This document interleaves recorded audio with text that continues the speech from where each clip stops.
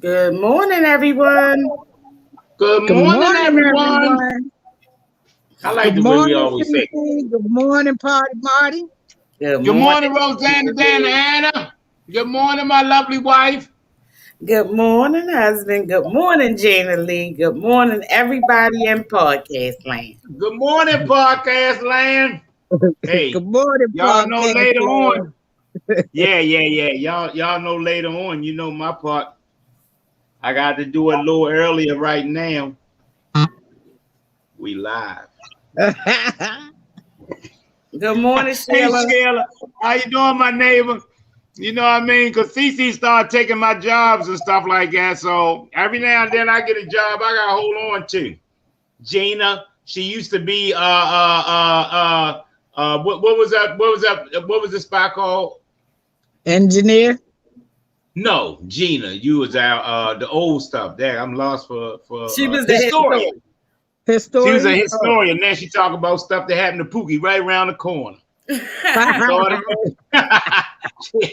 Everybody evolving and stuff like that. They had an awesome show yesterday on spotlight on small businesses. I'm just a worker for them. You know what I mean? I deliver baskets and set up baskets and stuff like that. And I'm not even Party Marty. I'm Maurice on that show. Cece called me Maurice. I can't even use my Party Marty thing. But I cheat though, because Gina bought me a Party Marty hat, so I wear it every time. So wherever they want, whatever they want, Gina got a hat. It's like Party Marty. First time of it. Got all the little signatures on there. But that's a real feel good show. Everybody sells their product and all. You know, I pray that we get more of y'all coming in there to sell your product, because the ladies are getting paid on y'all while you're sleeping. All right, y'all out there in podcast land, we might as well get started with our prayer. I watch and learn from other podcasters. I learn from everybody. I try to do things of that nature. Gene is not ashamed of her age. Gene and I went to kindergarten together. We're both 64.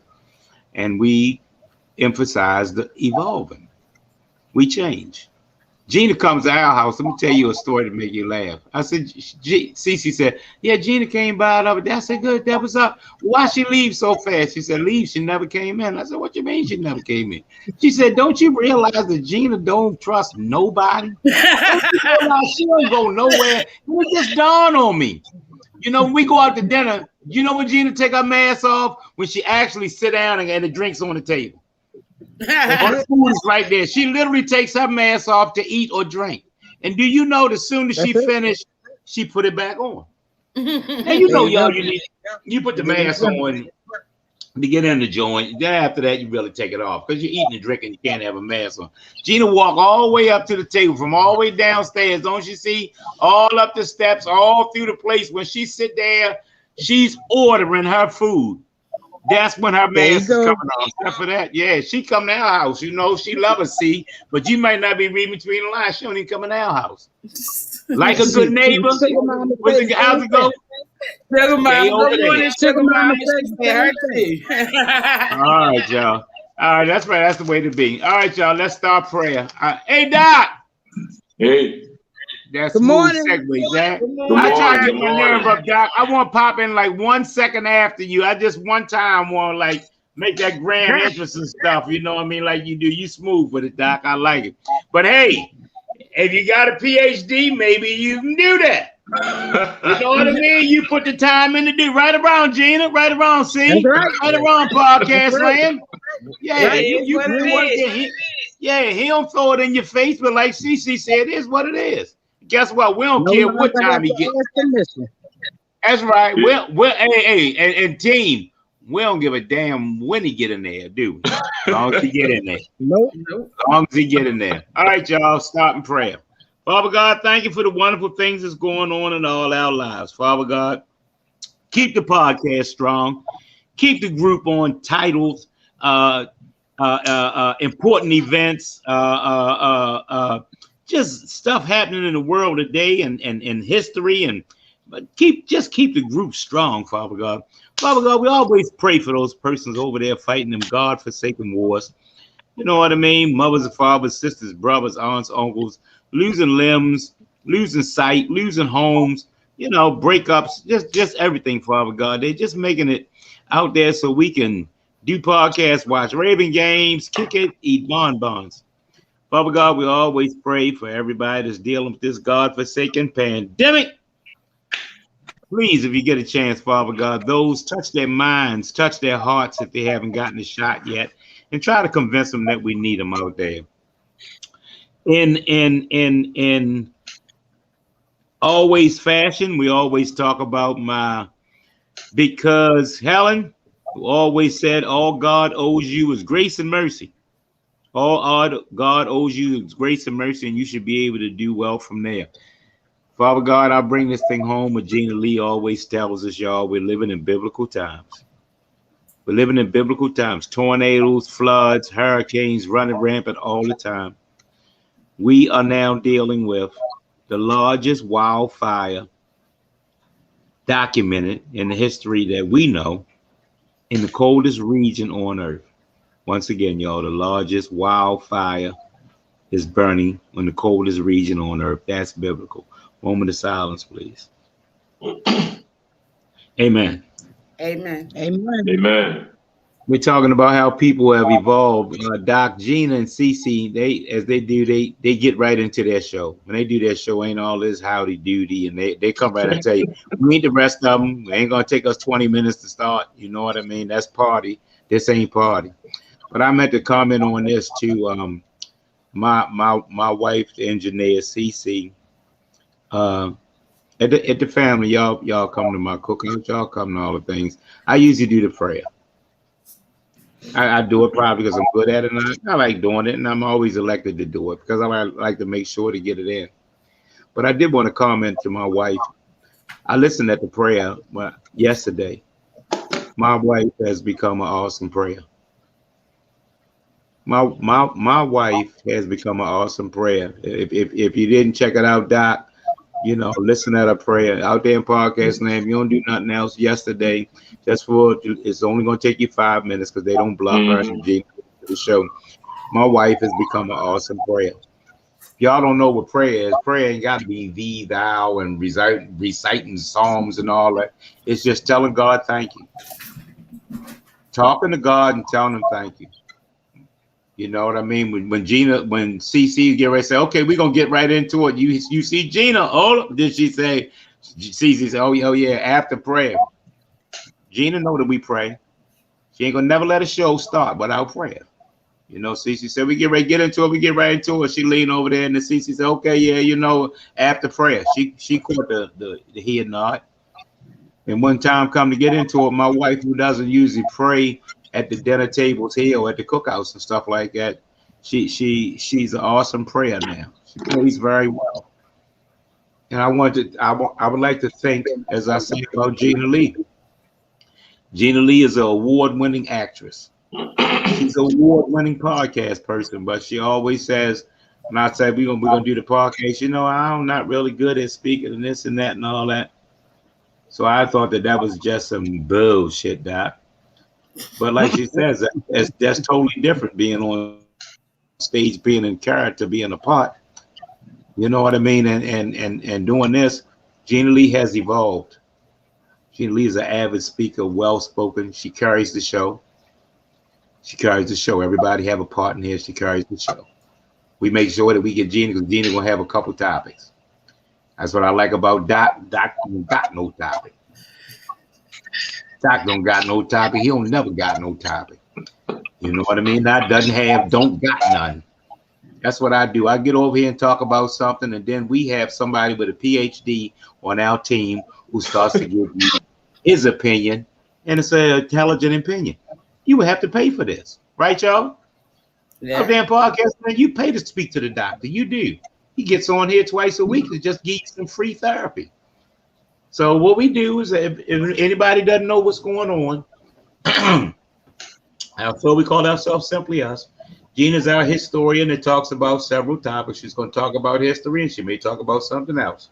My wife is the engineer, and she is also our current events. Dr. Ted is going to talk about rise and fall. He's never ashamed of his past, where he come from. Dr. Ted has a PhD. You do not have to be a tobacco chewing, wonderful guy with a stethoscope around your arm. You know what I mean? With a big white thing on. You do not have to be of the Caucasian race to have a PhD. Dr. Ted talks about men against murder. Dr. Ted talks about people can change. Dr. Ted is an ex-thug with a PhD.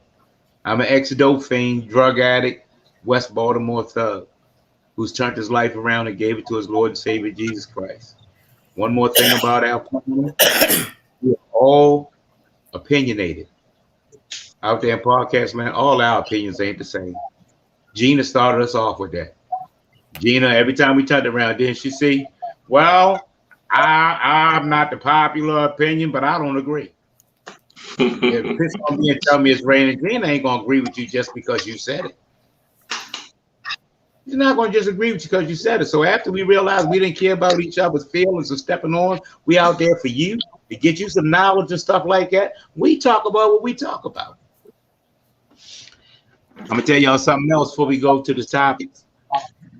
Dr. Ted, Crazy Ted as we call him, is a PK. If y'all don't know what that means, preacher's kids. Mart Baker, CC, preacher kid. Well, you got more thorough thugs out there that's PKs. Y'all, if you don't know, if you are anchored in Jesus, if you have some foundation, and they done kept taking you to Bible study and Sunday school and BTU and all that kind of stuff like that.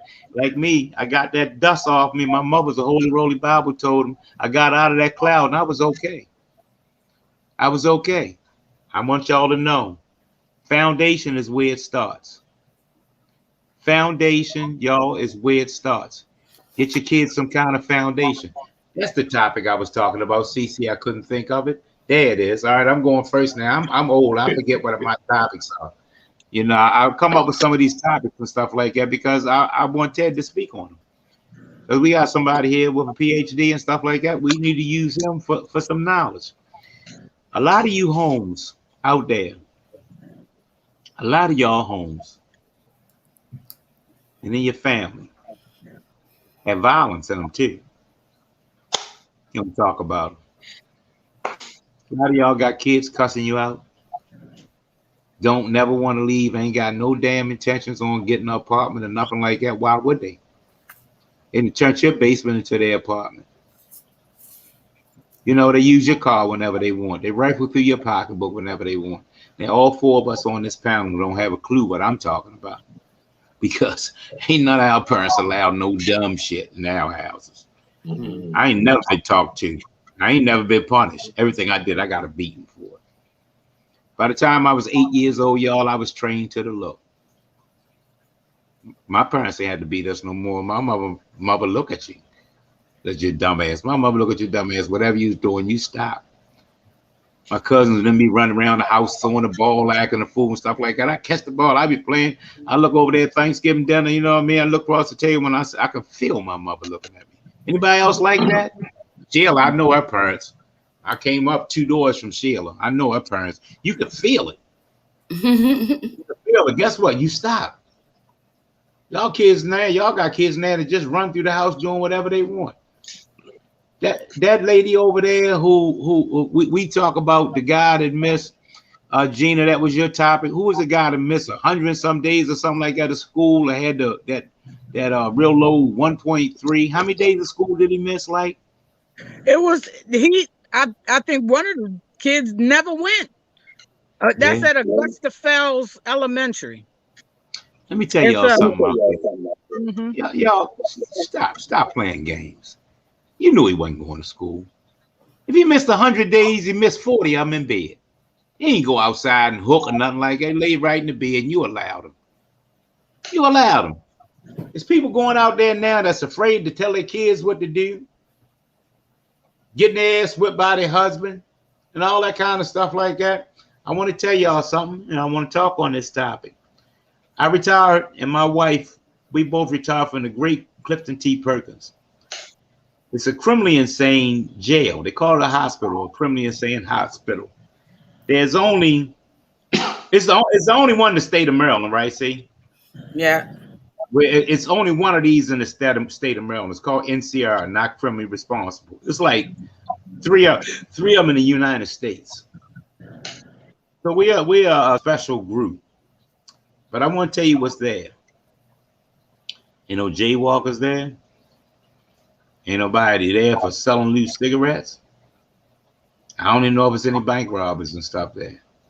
It's murderers, killers, thugs, robbers, and rapists. 70% of this population is there for murder. Let me tell y'all something else. Here's my topic. Out of that 70% that's there for murder, I bet you, CC, without exaggeration, 40% of them are there for killing someone in their family. Yeah. Y'all stop thinking your grandkids running around taking all these pills and stuff won't shoot you. Won't kill you. We just see it on TV. The Menendez trial. These people killed it ain't all white people neither. Yeah. It ain't all white people. These kids out here high on all these kind of pills, acting all crazy and stuff like that. You better watch them. You better watch them. Keep on thinking you laying in your bed and all of a sudden you didn't give them $10 a day for that bag of dope. I know what it's like to be ill. You better watch them. Better watch them. Keep on thinking that you got somebody that you're afraid of. You keep giving them money, and then one day they don't give them no money. They're going to let it go by. Slap shit out you when you didn't give them some money. After you give them money, they didn't slap shit out you. Next time that you don't give them, they're going to slap shit out you again. I strongly urge y'all out there in your homes. Strongly urge you out there in your families. Take violence seriously. Any kind of violence. Dr. Ted will comment on it, but it starts with raising your voice. That's where it starts.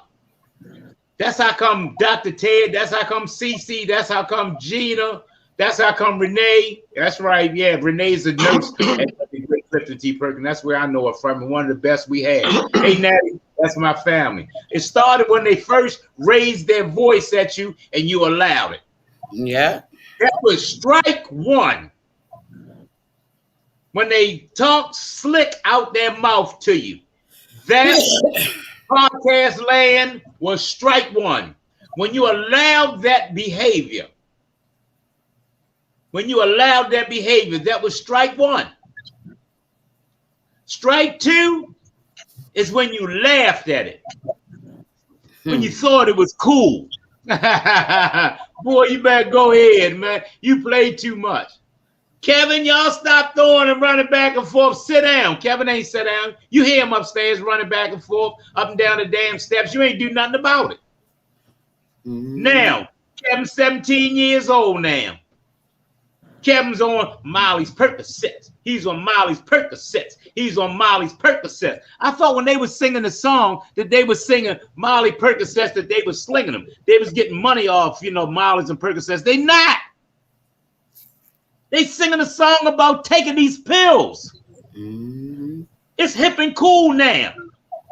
You get out here on these damn pills. Check us out. I throw my wife under the bus because it's for the podcast. My wife tore a rotator cuff. My wife has periods and stuff now. My wife has a card and she smokes weed. We ain't got to dress that up. My wife sometimes shoulder hurts so bad that she literally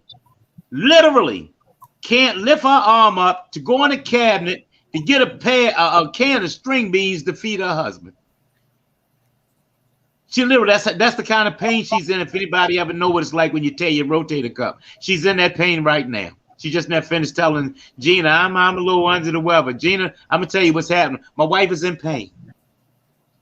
There's nothing I could do, nothing I could buy, nothing I could say. After the podcast, I'm gonna make her lay down for a little while because she's steady going. And then Doc, 2 days from now, pain free.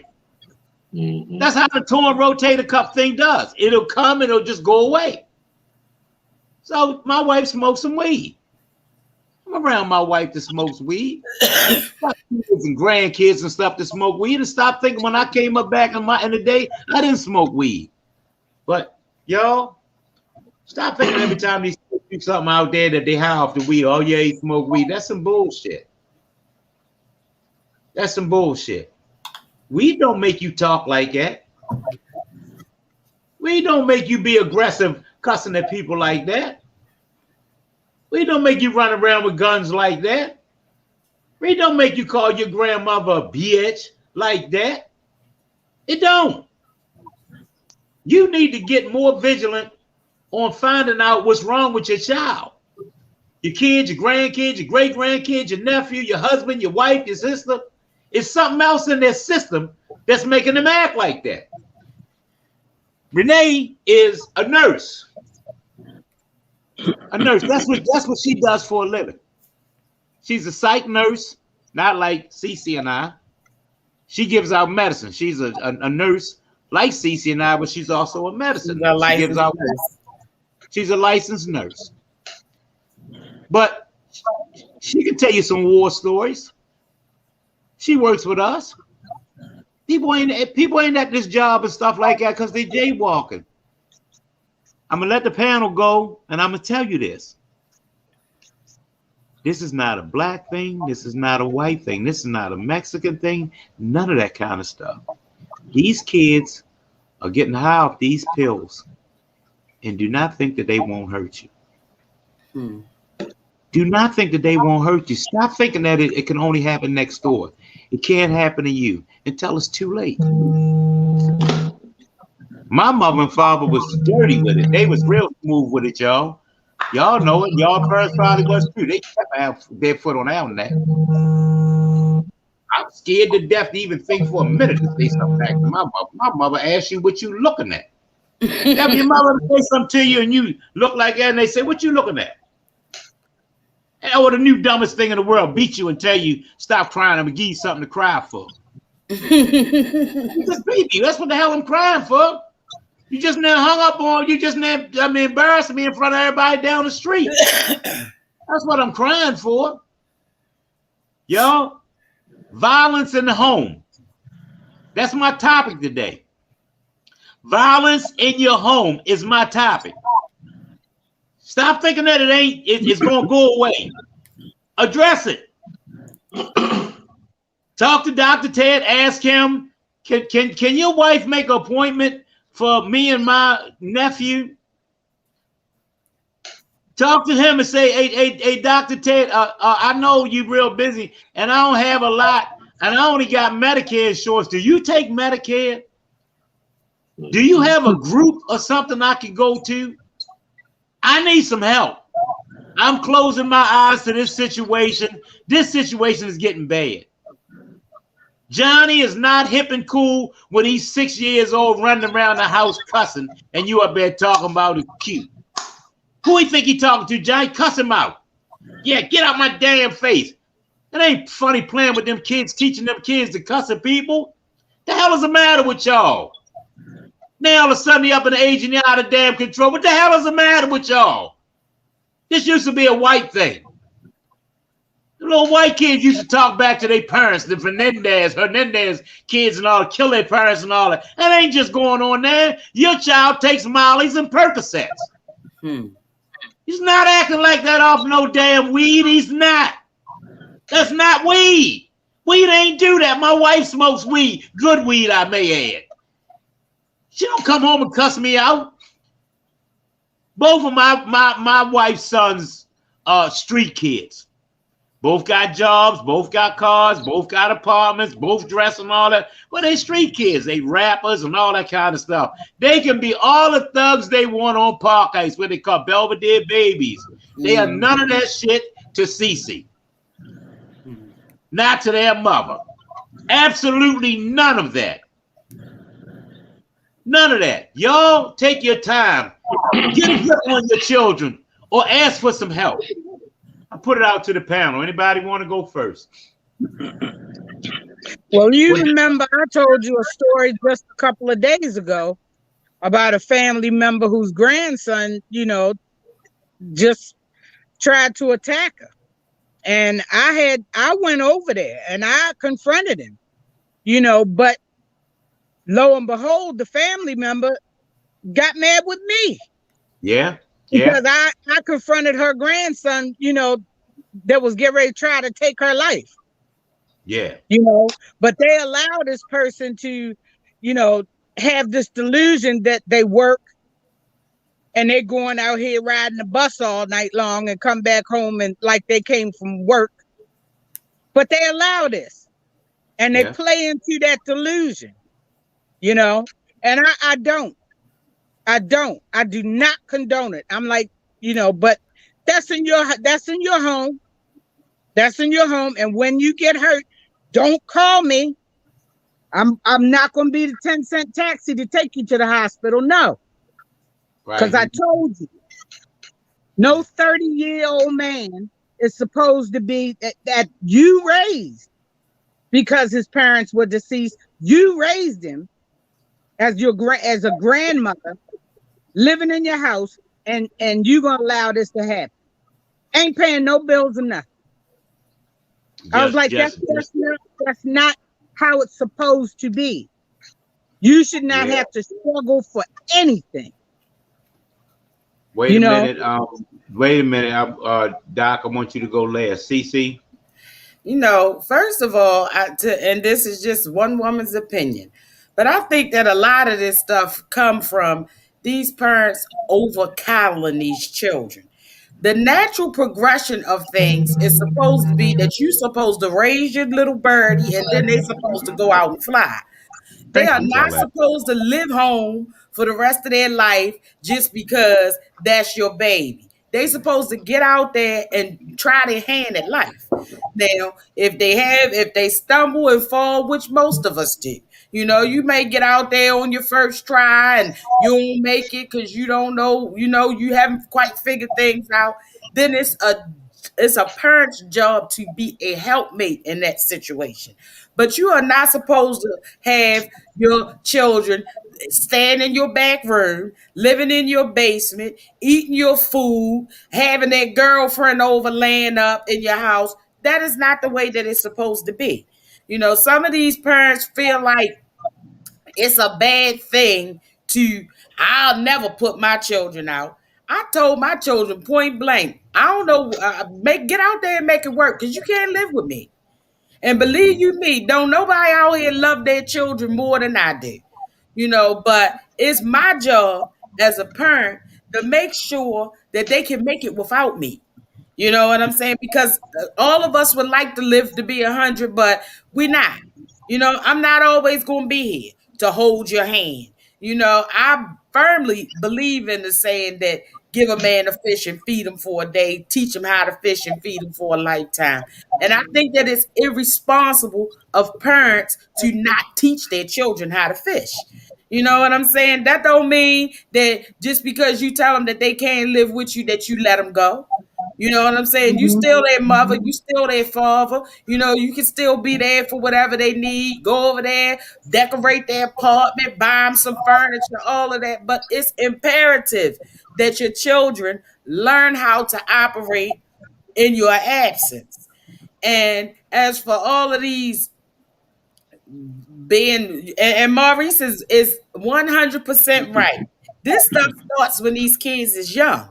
You know what I'm saying? When they're 2 years old and they say, and you tell them say bitch, and everybody start laughing. It's cute when they two, but it ain't cute when they 22.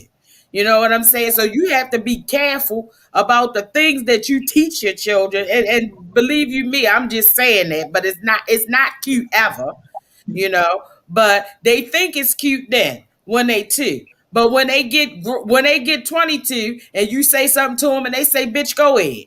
You know what I'm saying? Then all of a sudden, oh my God! But this is what you've been teaching them since they were 2 years old. They teach their children not to have any respect for them, and then they mad when they don't have no respect for them. Maurice always laugh at me talking about these kids running around calling the Korean woman mama. And I Mhm. said, I wish. I told my children, I wish I had a dream that I caught you calling some Korean woman mama, hard as I work to make sure that you had everything. Might not have had everything you wanted, but you damn sure had everything that you needed. And they know I don't play that. You know, both of my sons are 6 feet tall, but certain things you ain't gonna say to me. I don't care how tall you are. I don't care how old you are, because I'm your mother and you're gonna respect me at all times. And if you can't, you know, as my husband say, I'll make you a club member. I don't care who it is. People just take too much stuff off of their children for the sake that they're your children. But when you raise your children and you know that you have raised them with certain values and certain morals, then once they get grown, it's not okay for them to abandon it. You know, I don't play that. So that a lot of this stuff is due to these kids taking these pills. And these parents walk around, they They know, know. they You walk ain't. around with blinders on. People just like Maurice said, I smoke a lot of weed. You know what I'm saying? If you see them laying down and eating all day, they smoke weed. But weed does Right. not make you violent. You know what I'm Right. saying? Weed does not, those sudden mood swings and all that stuff, that's them pills. And they know it. But, walking around with your head in the sand like an ostrich will not change the facts of what's going on. And believe you me, that just like he said, we have worked in this system for many years and have seen most of these people that are in the mental health system, most of these forensic patients, the violent acts that they have committed have been against family members. So Literally. don't think that they won't be laying up there. You won't be laying in your bed one day and they might just come in there and harm you or kill you. Don't think that it can't happen, because it happens every single day. I watch before Doc gets in there. Let me tell you, I watched when I started dating my wife, and I guess their little ritual was that whenever she saw him, their sons would give her a kiss. These Park Ice kids, they Park Ice kids, point blank. You know what I mean? Y'all know, y'all can read between the lines, but they Park Ice kids. These kids is rough, tough. You get what I'm saying? But every time my wife sees my sons, they lean over in the car and give her a kiss. Now, I think one time they might have been talking to somebody or something like that, and she said, "No hug. I ain't getting no kiss or nothing like that." That might have been 2 years ago. These boys, I don't care who around, how tough the corner looked, Ted, what thug is there, Killer Slim or nothing like that. Every time that they see their mother, they come over to that car, lean in that car and give her a kiss. Don't care what anybody thinks about it. How they gonna take it? If I look like a chump or not, none of that. They also understand that if not, she gonna check them about it. So I don't want to be embarrassed about it. Maybe a quick peck. How you doing? What's up, hard? You know what I mean? Something like that. But they give her a kiss all the time, and I think that's her humbling way of making sure they stay grounded. You feel me? That y'all know you're not too big for this. I'm still your mother. You're not too big for this, So I just want to say before we, let Doc give us, because he's going to give us some therapy and stuff, because this is his field. He's going to give us some therapy. You're going to get to listen. You're going to get to learn something if you want. You may. But when it's all over with, I want y'all out in the podcast land, please address it. Please don't just listen to it and comment and write some stuff.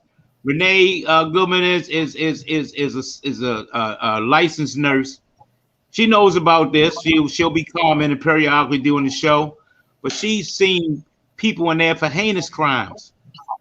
And I'm telling you, 40% of them were committed against their parents. You know what I mean? Their child. You know that your father's following your sister. You know it. Stop acting like you don't. You know it. Violence in the home is running rampant. And it's not just the Caucasians, it's us too. Talked about on the last thing, everybody want to keep everything, and it's us. Mm-hmm. It's us. You might need some therapy. Doc does that and his wife does that. Find somebody to talk to. Ain't got to be Doc. Ain't got to be his wife. You might need some help. If you're Renee Goodman's friend and stuff like that, that's what she does for a living. That's what they pay her to do for a living. She talks to people about those situations. I pray that when this is over, before we go to the next topic, I pray that it touches somebody. If not, keep being a victim until you're dead. cousin is going to kill you. Your son is going to kill you. Your grandchild is going to kill you. All you men are sitting around watching this stuff happen and don't say nothing about it. Don't say nothing about it. You less than a man than her. Hey, look, check us out, Jack. I ain't got nothing to do with this, man, but you know, check us out. If I hear you talk to your mother like that again, I'm going to slap shit out you. Right then, that's what you do. That's what Dr. Ted is going to do. That's his therapy. That's how we do. That's what your uncle did. Right, Gina? Right, Ted? Right, C? Your uncle come up, hey, boy, how you doing? Hey, Uncle Cam, how you doing? And stuff like that. Hey, yeah, Jack, how you doing? Oh, yeah, I heard the other day you was talking slick to your mother. And hit you. What Al Wise say? The boy said something to his sister, his nephew. He said, I came over there when he opened the door, he caught my fist. I hit him in his chest so hard, I tried to knock his chest through his and he like Dr. Ted. He's 6 foot something. How tall are you, Doc? 6'4". You feeling me? Wise about 6'4". I ain't playing with you. That's what Uncle did. That's what the uncles did. Came over there, say, yeah, Jack, I heard you doing anything good, stuff like a house school and all that. And then just when you get your guards down, he played off there. I heard the other day you talking back to him up. No, Uncle, no, I wasn't. Bam! And he hit you in your chest hard as he can. And like Arnold Schwarzenegger tell you, I'll be back. Say something slick again to your mother. Your mother's my sister. Mm-hmm. Say something slick again to your mother. I'll be back. Oh, y'all running around, you guys not as yo, that's y'all problem. I mean, that's them. They gonna work. They ain't working on shit. The hell you in there for? Mm. Plan B, put your hands on them. Mm. Plan B, put your damn hands on them. Or you scared too, you chump. Run around acting like you all this, man. You scared of them too, probably. You chump. Do something about that shit. Stop that shit. Stop it now. Before you look up one day and one of your family members dead. And guess what the new thing is, y'all? Tell them. Once they shoot him, once they shoot their mother, shit, your name Lou, you get shot too. Mm-hmm. Then they start shooting kids in the house, all that kind of shit. Crazy motherfuckers on them pills, man. Damn. Thanks for letting me share, Doc. Get in there, Doc, please. It's real ironic that you even talk about this topic, because I actually had to get on one of my guys who used to be in my crew, and he's a grown man, and I heard him talking, you know, to his mother on the phone, and I had to lean on him, and I actually checked him, and one thing that I found is that our family structure has been corroded. It has been corroded. And one of the problems is that, all right, like we had back in the day when everybody was trying to fight for civil rights and freedoms and different things of that nature, you know, saying we had a family structure. And so we had rules, and, you know, right. and so certain things just didn't go down.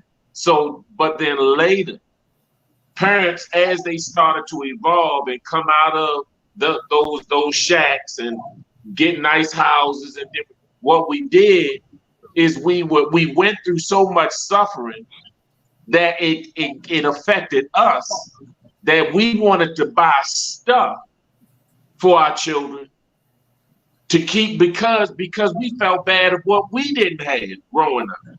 Mm-hmm. And certain things, and you know, and then, but if you just give stuff without the basic foundation of how, meaning like how your parents taught you to have good work ethics.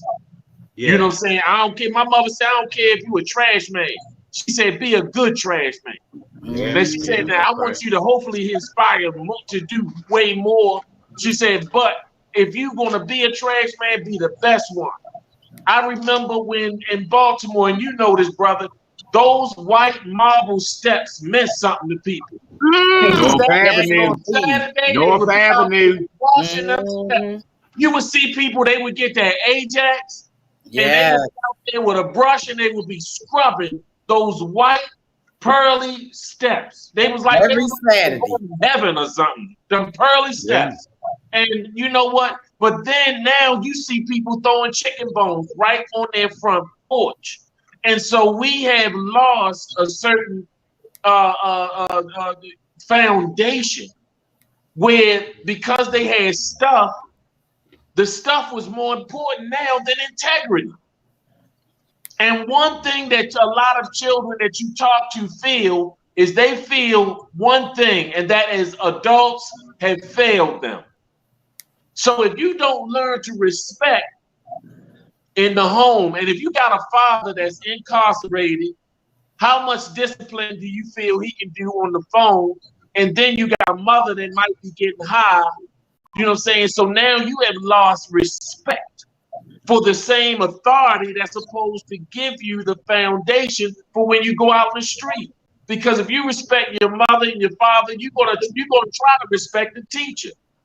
If you respect the family members that's supposed to be in charge of you in the household, you're gonna respect when you talking to that judge in the courtroom. You're gonna respect the officer.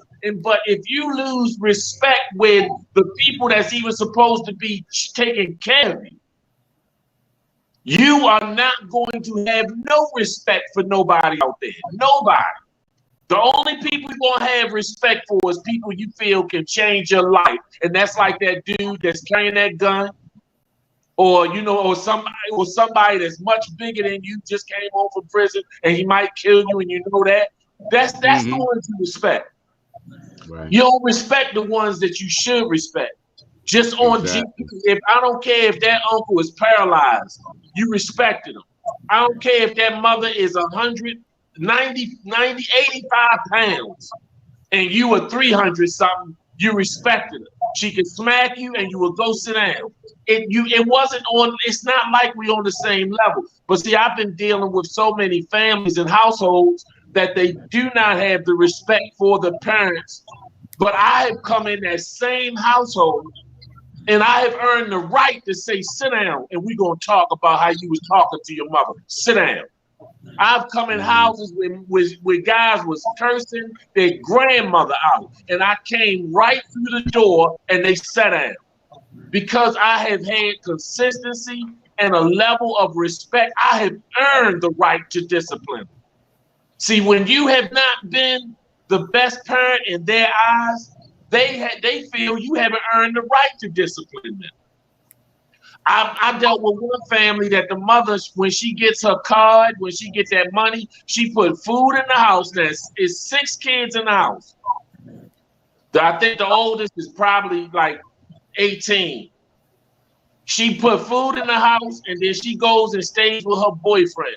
And they have to get themselves together every day, put their clothes on, do all of this stuff, you know what I'm saying? And they have to go. And I got connected with the family because I was giving away a toy giveaway for Christmas.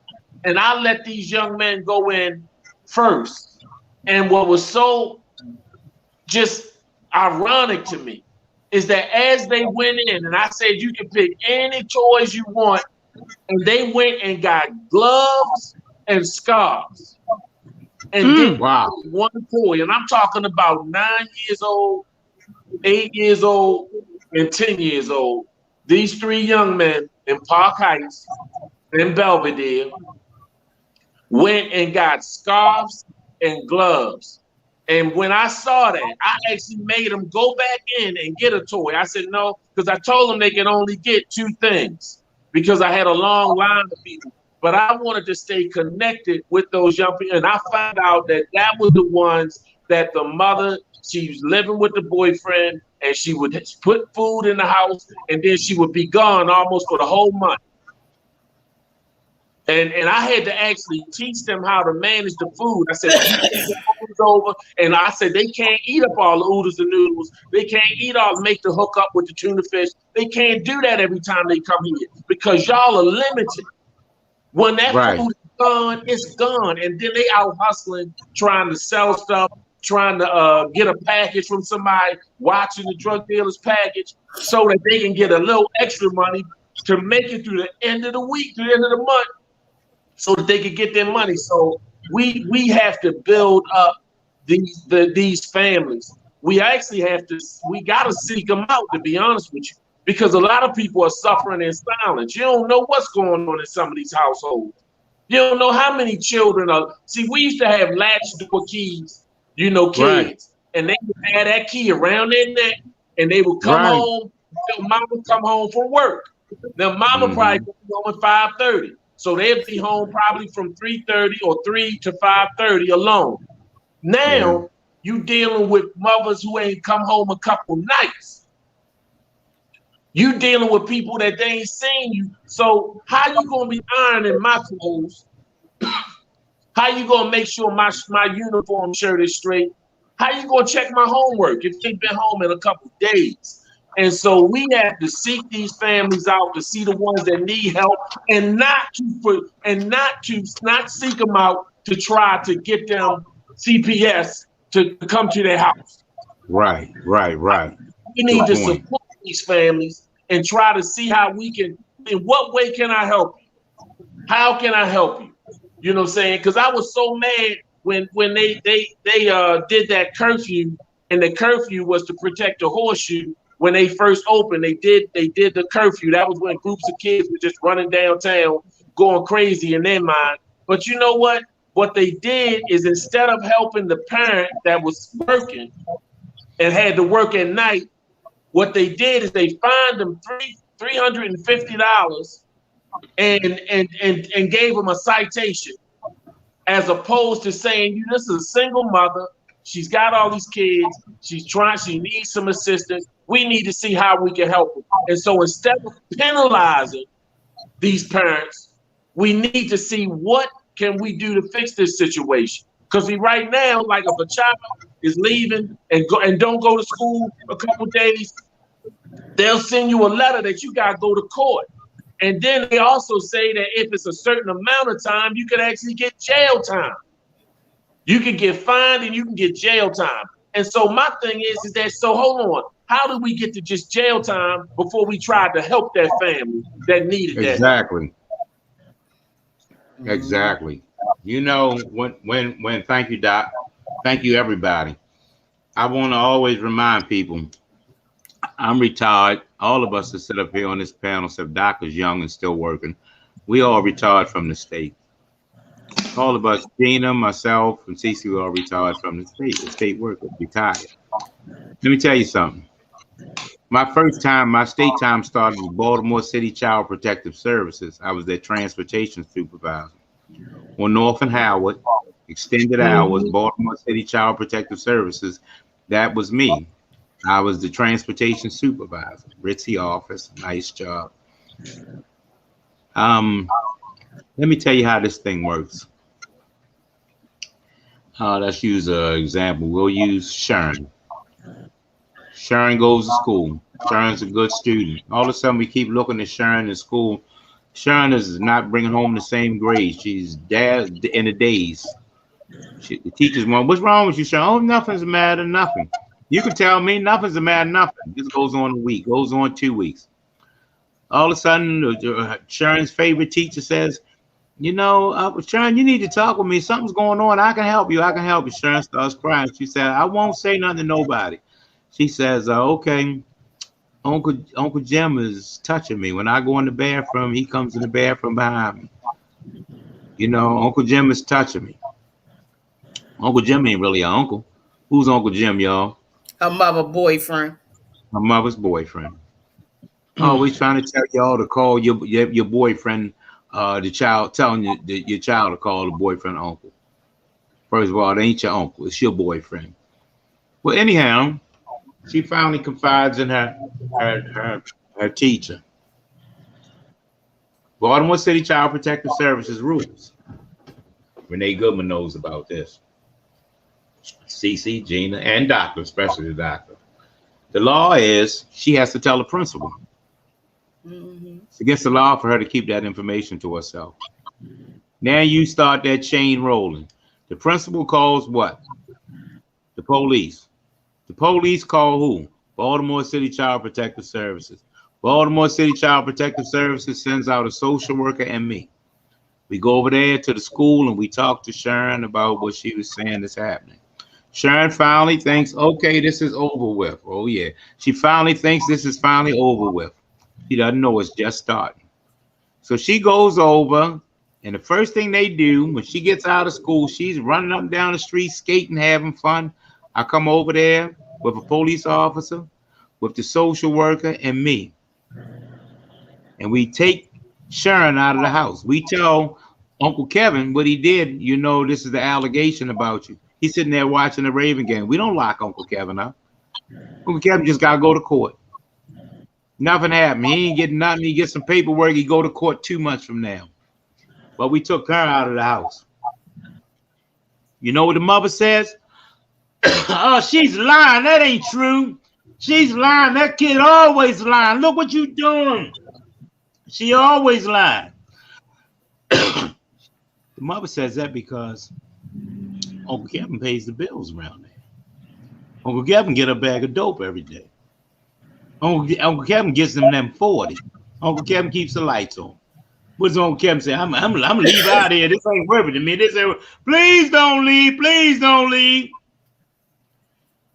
The mother then tells the child right there that she ain't shit. She's no good and she's a liar. And this person right here that's doing it to her, she tell him, sit down, I'm gonna fix you a sandwich. Prop your feet up. Now, here's that story. Who did this child confide in? A teacher, an adult. Who did the teacher tell? The principal, an adult. Who did the principal tell? The police, an adult. Who did the police call? Child Protective Service, an adult. Who came over to her home? Me, an adult. The police, an adult. Their mother called you a lying thief, an adult. The social worker put her in another foster home where they made fondle her again, as Doc said. We didn't solve anything. All we did was got it started. And now, when it's all over with, here's what Kern thinks now. Doc just finished saying it. All the adults in her life have beaten, abused, raped, molested, lied on, or abandoned her. All the adults in her life have beaten, abused, raped, molested, lied on, or abandoned her. Us. We're the enemy to them kids. We're the enemy to them. We made ourselves the enemy to them. Sheila grew up 2 doors from me. Sheila's mother and father told her the same thing that my parents told me, that Doc's parents told him, that Gina's parents told him. If somebody do something to you, find an adult, tell an adult. Somebody did something to you, find an adult, tell an adult. Now it's the adult that's doing it. That's the adult that's doing it. The adults in these kids' lives has beaten, abused, raped, molested, lied to, abandoned them. You know what? Uncle Kevin next month can come in her room all the time. She just don't want to be put out the house again. You know what she told me? She said, I said, well, what happened when he coming in? You know what she said? Water comes in my heart, probably gonna come out of my eyes. She said, I just closed my eyes because it's not going to take me long. She says, Mr. Murray, I said, well, what happens, you know? She said, I just closed my eyes because he don't take that long. Get the hell out of here, y'all. Get the hell out of here. You allowing your child to call you all kind of names, run rampant in your house on pills. You allowing your child to be beaten, raped, molested, or abandoned in the place that they're supposed to be safe in the house. We got all kind of crazy things going on here. It's not a black show. It's not a white show. It's an informative show. Right now, we got all kind of crazy things that's going on right here. All kind of crazy things. We got to be adults somewhere, or at least change the definition of being an adult. Let's no longer call it adult. Let's call it a piece of shit. Because if that's what the hell we are, let's not call ourselves adults. Let's just call ourselves pieces of shit. If you ain't teaching these kids nothing, if you ain't got a strong enough hand to tell them, I don't know who in the hell you think you raising your voice at. If you can't tell them it's called homework, it's work to be done at home. When they bring their homework, go check their damn homework with them. Check the homework, check it. Come on. You got to somewhere along the line change the narrative back to where it started. The reason why Gina's okay, and still Cece's okay, and Dr. Ted got off him being crazy Ted and got a PhD. The reason why I'm no longer on drugs, foundation. Foundation. Yes. Absolutely. I was anchored in Jesus. I went to Sunday school. I was on the children's choir. My mother told me, I don't care what you get on your report card. I don't care what that column look like. I don't care if you're the dumbest kid in school, if you fail math, if you don't know your history, you don't know geography. I don't care if you don't know your numbers. You see that report over there, that column over there? Conduct interferes with the learning process. Being to work on time. Cleanliness, attitude, let me fail any of them. That's your report card. You fail, let me fail. Bring me home a you. Bring a you home saying that you talk back to the teacher. Bring me home talk about you missed 42 days of school or you was late. Bring me home saying something that your clothes weren't neat on you. You weren't presentable. You didn't comb your damn head. All of us out here had prominent parents with prominent good jobs. And who else mother used to always say this to her? It's the dumbest shit I ever heard. If I have to go up to school and miss a day's school or a day's work about you, mama, you work for the state. You got more sick annual vacation time than anybody on earth. You don't never call out. My mother and father, there was never an alarm clock in our house. I just never found that out. If my alarm don't go off or my wife don't wake me up, I'm a dead man. My parents ain't had no alarm clock. 5 o'clock, my father got up, sit on the side of the bed, smoked a cigarette on Saturday, and the man laid back down. But he got up. Ain't no alarm clock to get up. You know y'all know what time to come home. When did we come home, Sheila? When the lights came on. That's right. You know when the hell come on, you see them lights outside? Me and Sheila Thomas grew up 2 doors from each other. When them lights come on, your dumb ass better be on your way home. Yo, thanks for letting me get on the topic. I need everybody to do something for me now, out there in podcast land, and everybody that's listening to this. In my panel, everybody. Sheila made a good point, or Nettie or somebody said, I need everybody to share this. Take time out right now. Stop for a second. Everybody out there, I need this heading over it. Black families a must read. Black families a must hear. Black families a must listen to. We got to figure out what we want to title this. But this, I don't give a damn if it came from Simply Us. It's on our panel. This is a must. This is a must hear. It's a must hear. Gina started this out. Cece talked about what she's going on with her boys. You got to talk to me. I'm passionate about it. You got some free therapy from Dr. Ted Sutton. But right now, y'all, there's violence running rampant in our homes.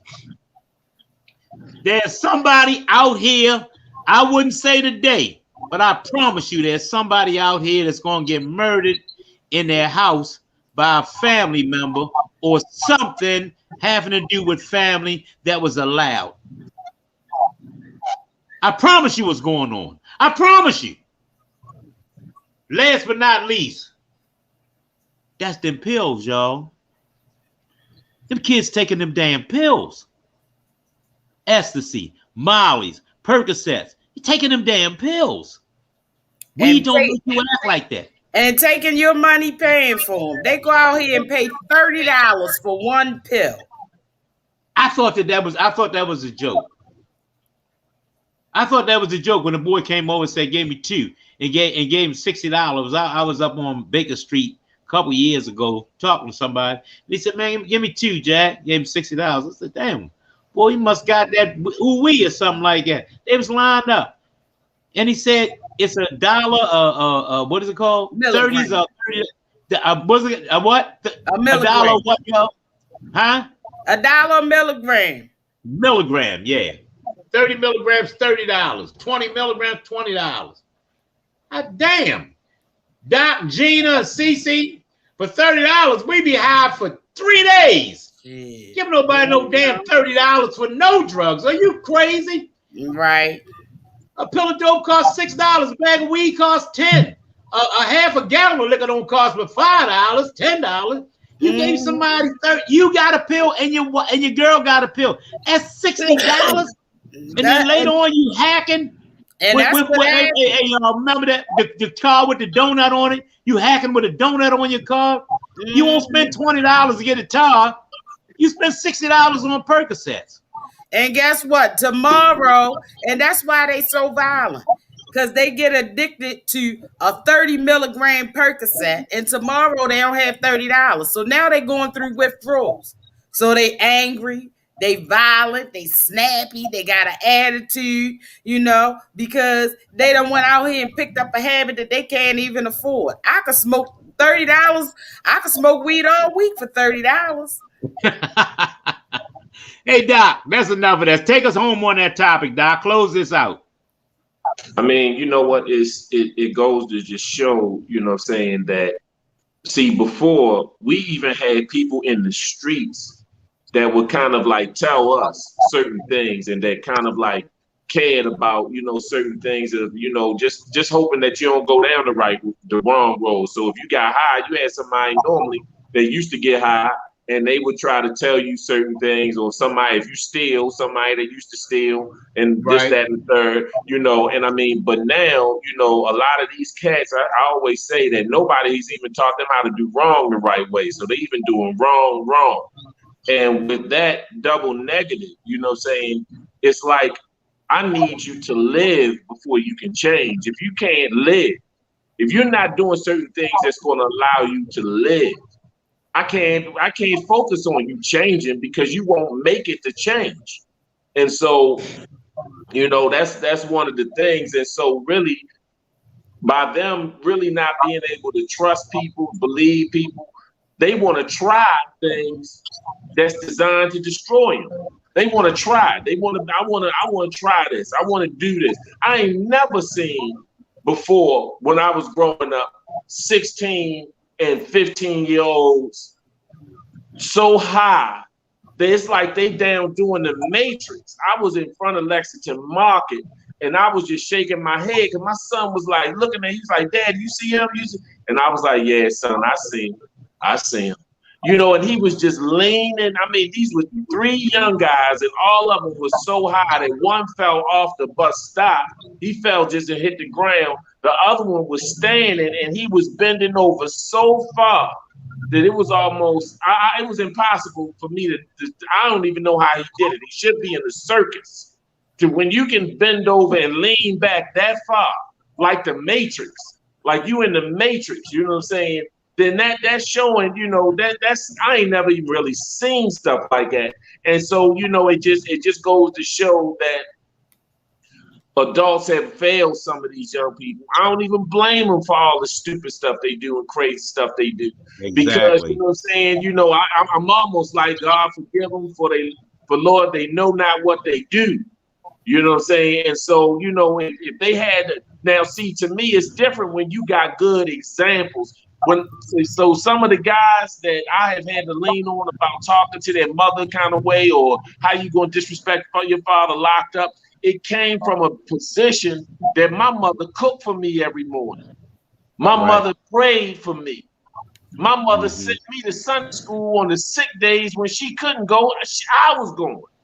You know what I'm saying? And so, the thing is that, so for me, it's disrespectful to talk to somebody who has been a mother to you. But I also had to realize that some of the ones are coming from treatment from people who have not had people who have been mothers to them. They may have biologically had them, but that treatment of, I don't really want you here. I really wish I hadn't had you. I really wish I had had an abortion. Young people can sense that and they internalize that. And so, so my position of being so angry is because I'm looking at a mother who I felt was a mother's mother, a mother of a mother. you know, and then you got on the side of me somebody who has felt like they've been resented, they've been locked out, they've been put out, they've been talked down. You ain't gonna be nothing. Don't you come in here eating up all my food. See, in my house, you know what? My mother wanted you to eat. Exactly. You eat everything on your plate. And you know what? And I didn't get beat for going in the refrigerator and making a sandwich. And so that wasn't a problem. But I'm talking about people who they like you. This is all you get. Your friends can't eat, and they better not come in here. And you better not touch that refrigerator door. You better not go in there. You better not drink all that milk up in the same week. And see, I ain't know nothing about that. And so I have to understand to connect with something that wasn't my experience. So it's like Moses, he trying to teach people to be free who've always been slaves, and then the slaves is trying to get Moses to understand what it is to be a slave, and he's always been free. Yeah. And so, you know, to mindset, you have to make yourself be conscientious of what a person had to go through to get to where they are, and then try to help them from that place where they are. Hey, y'all, this was a powerful topic. We're gonna move along, but before we move along, we're gonna get Doc to close us out on this topic. Doc, can you indulge us with your saying that you have, your rap, please? I want y'all to feel it as he gives it to you, because this is something that he made up. It's about himself and the life. But don't think that everybody else is slick and all these little kids out here is thugs. We got raps too. Doc, let's go. Let me see. I sit back and reminisce about some of my old days. As deep as the abyss in a lot of crazy ways. You see, I didn't used to be the goody two-shoe.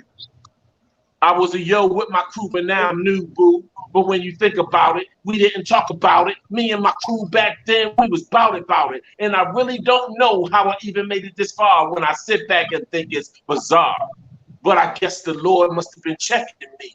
In fact, the Lord must have been blessing me to allow those bullets to go around me so this G can see another day be. So now it's my job to get back to the community. It's like having diplomatic immunity.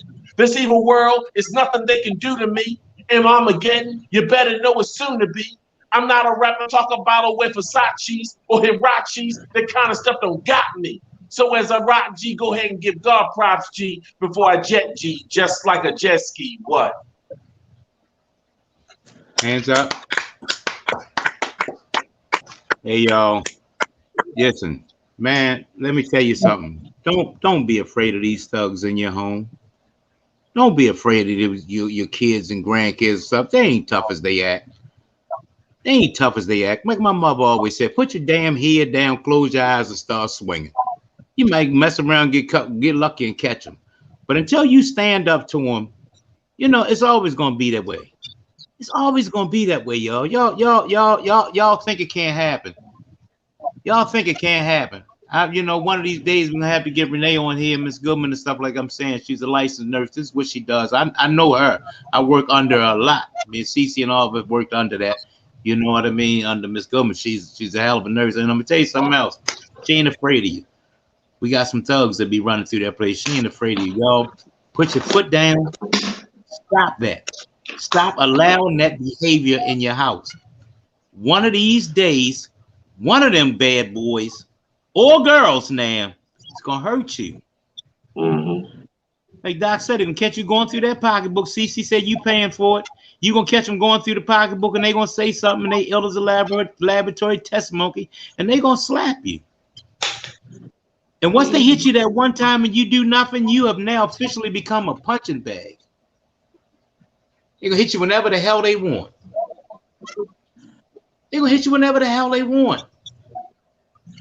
It's best to take that one cussing out. It's best to take your feelings getting hurt one time, let them storm out the door, let them call you a couple B's, and get it over with. Get it out the way before you become a statistic and you're laying in your dining room floor dead. We're gonna change our format today. CC, we're gonna let you go next. I want to hear some current events. I want to hear something that's going on right now that'll keep this feeling right here so that we know. What you got for us today? All right. Let's see what I got for y'all today. You know, I always have something that's borderline foolish and outrageous at the same time. So, what I have for y'all today is that a man in Tennessee who ran over Black Lives Matter protesters faces no charges. Jeez, Um, that's right. the gentleman, and I use that term loosely. Let's not use it at all. The man, his name is Jared Benjamin Laffer. You know we're gonna call him by his whole name on Simply Us. The We coward. always do. Call Coward. them cowards out. There you Call go. them by their There whole you go. name. You know what I'm saying? If you're ashamed of it, you shouldn't have done it. And he took Thanks his for that. he took his SUV, and this is in Tennessee. This is in Johnson City, Tennessee. He took his SUV and ran through a tiny crowd. It was only 10 people of Black Lives Matter protesters. And he left behind a man with a concussion, bleeding on the brain, and 2 broken legs. And he'll face no charges. On Tuesday, the grand jury returned a no true bill verdict, which is a declaration by jurors that says there's not enough evidence to indict him. This is a 27-year-old man, by the way. And the judge had already reduced the charges against him from aggravated assault, which is a Class C felony, to reckless aggravated assault, which is a Class D felony. And the jurors were unmoved by the evidence, apparently, even though the evidence was cell phone video that showed him running over this man. He pulled into the intersection with his truck, and he was going slow, and then all of a sudden he just floored it, put his foot on the gas, and just mowed this man down in the street like a dog. Now, this is a Caucasian gentleman, and the person that he ran over was also a Caucasian gentleman. And this footage was on social media. He stayed in his car and drove back. He wasn't even from Tennessee. He stayed in his car and drove home, and for 2 days waited, went home, got him a lawyer, and then went and turned himself in. He never returned to the scene to check on his victim. He just ran the man over and drove straight to North Carolina. And by the time of his arrest, he had been joking on social media about running over the man, but by the time he got arrested, his social media was apparently scrubbed of the evidence that he was on there laughing and making jokes about it. And he said he was just arrested for running over protesters in Johnson City, and he thought that it was great that he ran people over. Now, he had his wife and his 3 small children in the car with him at the time when he ran the man over. And his defense was that he feared for his life. He feared for his life. Now, these people were crossing the street in the crosswalk, and nobody, was aggressive towards him. They just looked at him when he pulled up because they wanted to know, like, what the hell is he doing? And he came into the intersection. First, he bumped somebody with his car, and then he just put his foot down on the gas and just mowed the man down. He was unconscious. He woke up screaming in pain. And they said the only thing that happened before that, nobody said anything. There was no altercation. Was that they looked at him and wanted to know why he was pulling up on him so close like that. But apparently, there is some legislation that's going on in quite a few states, Oklahoma being one, where they signed a law that gives immunity to drivers who run over protesters. You know, they said that they were justified in running over protesters if they said that they feared for their life. They have put this on the books and made this law documentation. They have made this, you know, this is real, that they have actually made this a law that they can just run over people if they feel like they're threatened, and it's not a crime.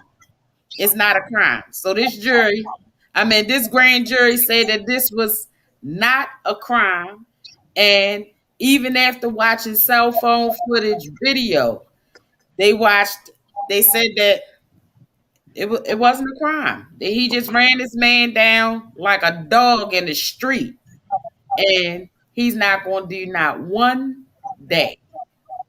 Gina? I don't even know what to say. First of all, I'm lost. I mean, well, we know that the law isn't fair towards us or any of our causes. Mm-hmm. But for the fact that this not when you said he had his wife and children in the car with him. So this is something that will be learned by his children. Wow. So this is what he and his wife are passing down to the next generation. That it's okay to run over another human being because their beliefs may be different from yours. And the law backs him up. This is outrageous. It's outrageous. And whoever put that law on the books, that's something to protest. And of course, you know that. Just let me add this: that you know, this is a crazy. The two craziest governors in the United States are in Florida and Texas. You know, so Florida Governor Rick DeSantis signed off on a bill that temporarily would give people civilians that would give them immunity if they ran over protesters, and the judge had to issue a temporary injunction against it, saying that the law emboldens civilians to hit protesters with their cars. He did this when Juneteenth was coming, because there was going to be a Juneteenth celebration, and he wanted this law to be on the books before Juneteenth came. And the celebration was called the Juneteenth Black Joy Celebration. So he wanted that to be on the books before that celebration happened. And the judge said it should go without saying that a public gathering of Black people celebrating Black joy and release from bondage does not automatically equate to a protest. But that was his whole ambition, was to get that on the books in Florida before the Juneteenth celebration. Hey, Doc, let me ask you. I mean, far as when legislative, as far as, you know, I mean, we can know how we think that it's a heinous crime and they're getting away with this, but how do they do this, considering that it's to us against the law? How can you make it a law? How do they get away with something like a CC is saying that this is legitimately, legally a defense now? How do they do that, Doc?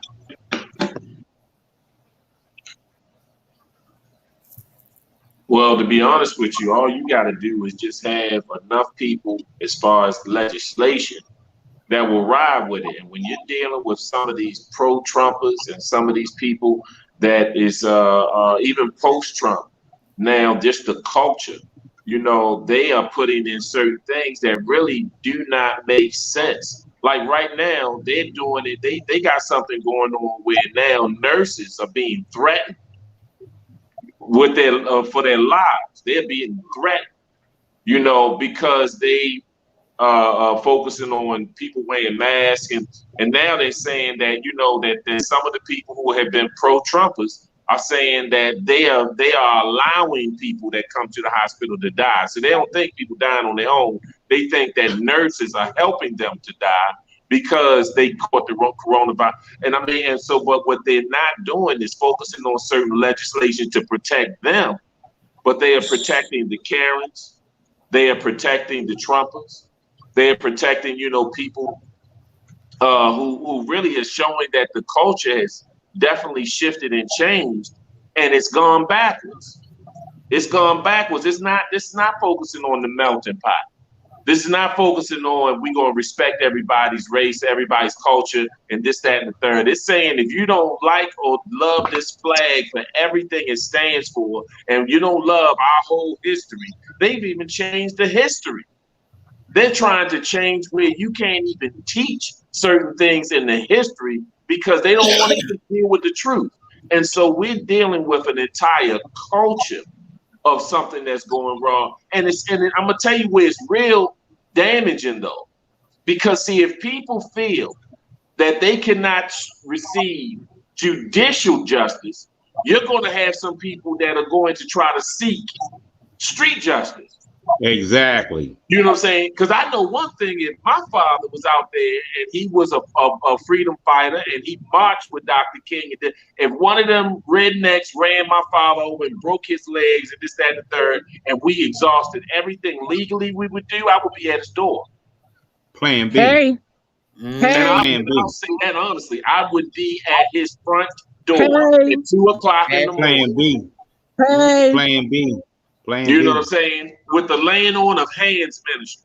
And so what I'm saying, you know, they can't remove what a level of justice that people are seeking, just meaning we ain't seeking extra. We're not saying that you need to put them under the jail for 1 million years and give them life and then dig them up, give them the death penalty, then resuscitate them and then kill them again. I ain't saying all of that. But there should be some level of justice, you know, going on that's equal to what everybody else is treated. You know that my rule is the same. If you're going to let all of them go, let all of them go. If you're going to lock all of them up, lock all of them. If you're going to whip everybody, whip everybody. If you're not going to whip everybody, don't whip everybody. I'm saying, so when you're talking about something like this, and see, the thing is that this is not, it was made, that rule was kind of made and designed for those major marches where people were dragging people out of cars. What can 10 people do with most of it? I'm sure it wasn't 10 men and it wasn't 10 bodybuilders. It wasn't 10 bouncers, you know what I'm saying? And they were in their car. Stay in your car.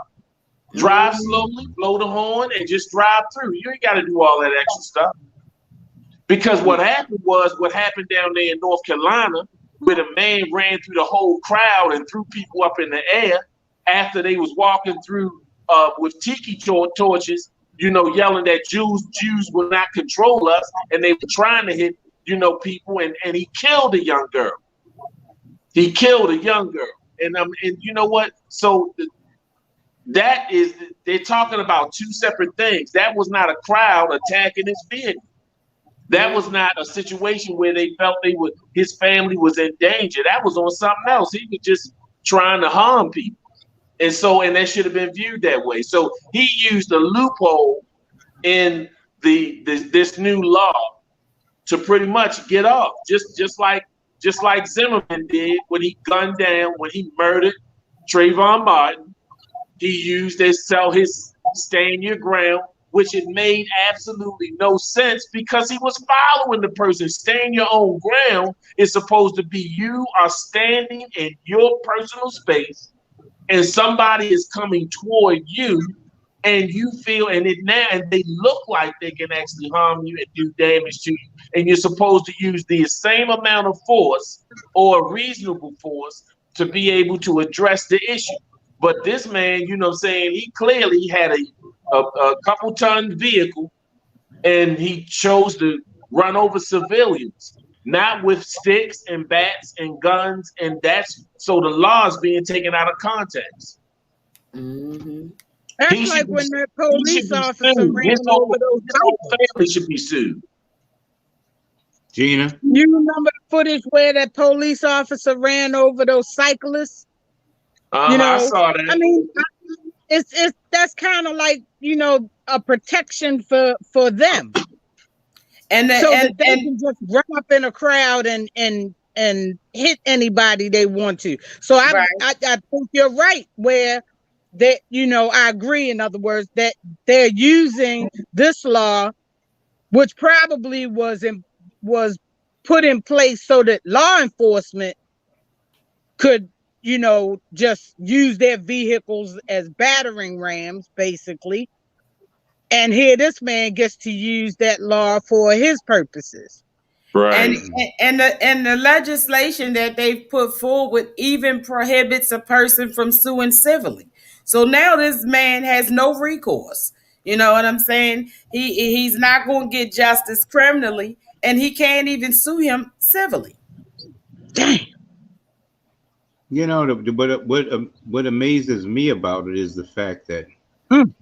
what the whole topic was. It says man who runs over BLM protester Black Lives Matter faces no charges. The whole thing was Cece's topic was, man, it's in a law book. It's a law. Like jaywalking, like you gotta pay your taxes. You know what I mean? It's a law. Dr. Ted said all you gotta do is get enough people at the right time. Get enough people on your time. Look, let's think about Texas. Texas is as screwed up can be. And we talking about one of the biggest, what is it, states in the anywhere. Texas is huge. How the hell is these kind of places like this, these modern places, going so far back into, I don't know, how did we get here? Jim Crow, how did we get here? Mm-hmm. How do you tell somebody that you not going to go to jail for running some people over?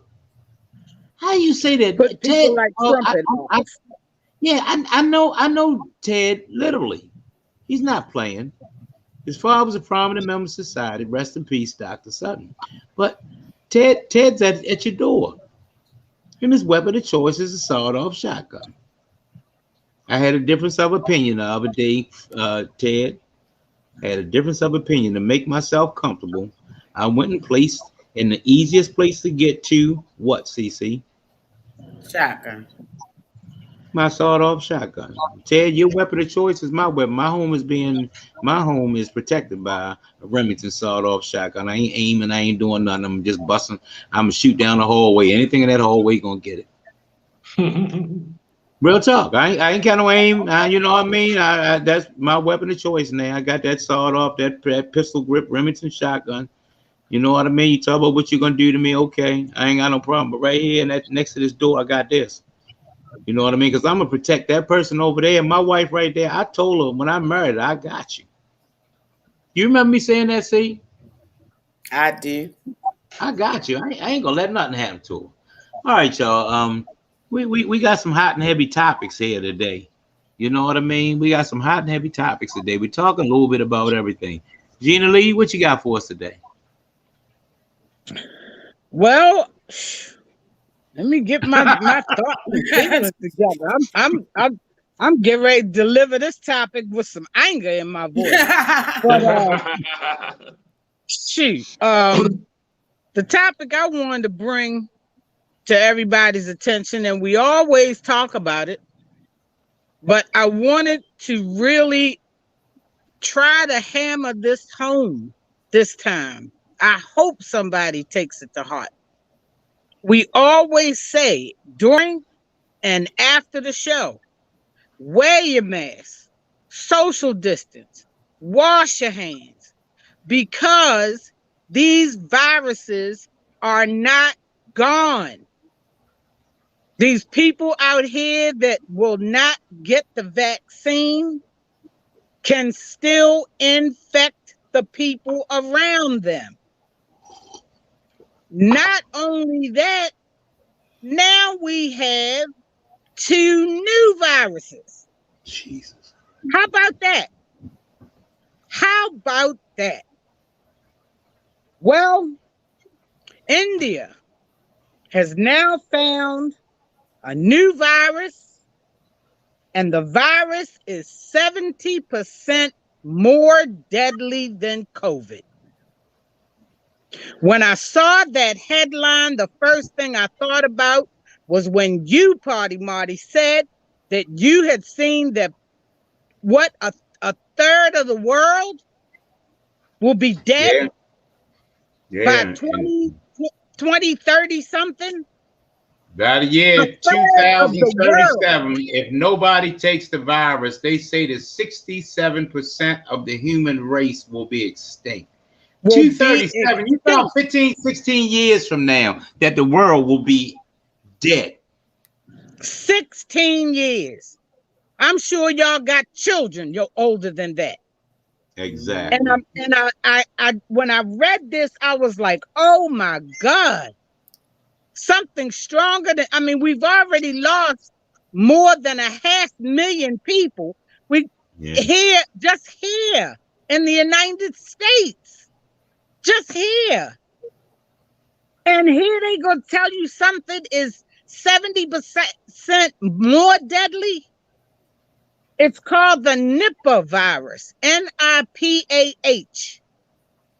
And they said that a young boy, 12 years old, was brought into the hospital in India on I believe it was a Friday.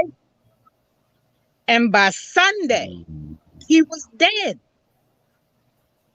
He was gone. And the worst part about this is they have no treatment, no cure, no vaccine, nothing.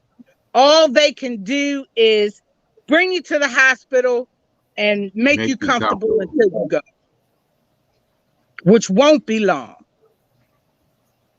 They say that this has been transmitted by fruit. They say fruit bats, and they believe the excrement from these bats that are infected is also infecting perhaps crops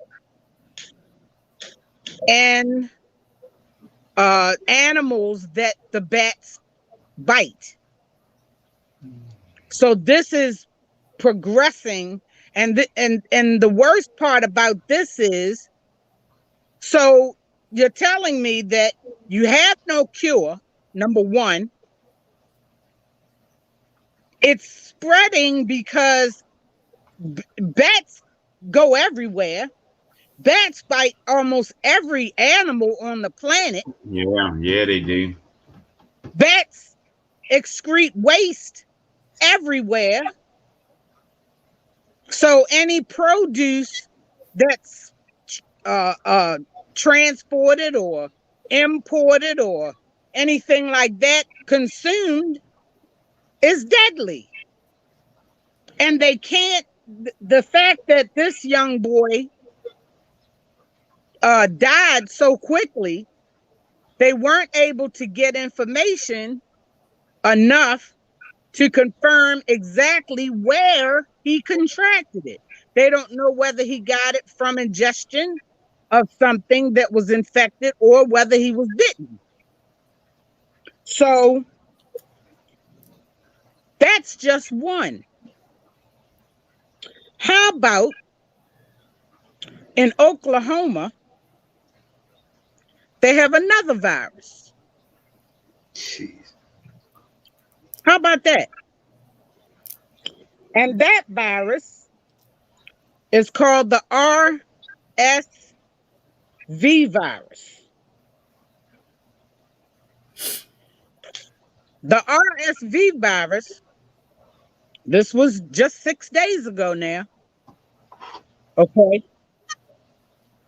It's called the respiratory, let me go back. The respiratory syncytial virus. And they say that it's deadly. just like COVID, that they've already seen 177,000 hospitalizations from the RSV virus. You don't even hear that on the news, do you? Not at all. 177,000. Doc had to sit up on that one, Gina. Yeah, no joke. 177,000 hospitalizations. And 58,000 of them were children, and 14,000 were people 65 and over. This is nothing to play with, y'all.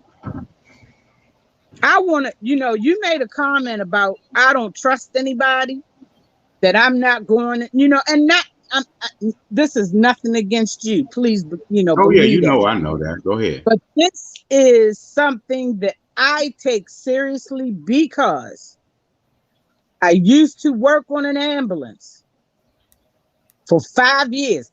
And when I saw what people will do to destruct themselves on purpose, it used to make me so angry when I would be on an ambulance and go pick up an addict on Friday and have to go pick up that same addict on Monday.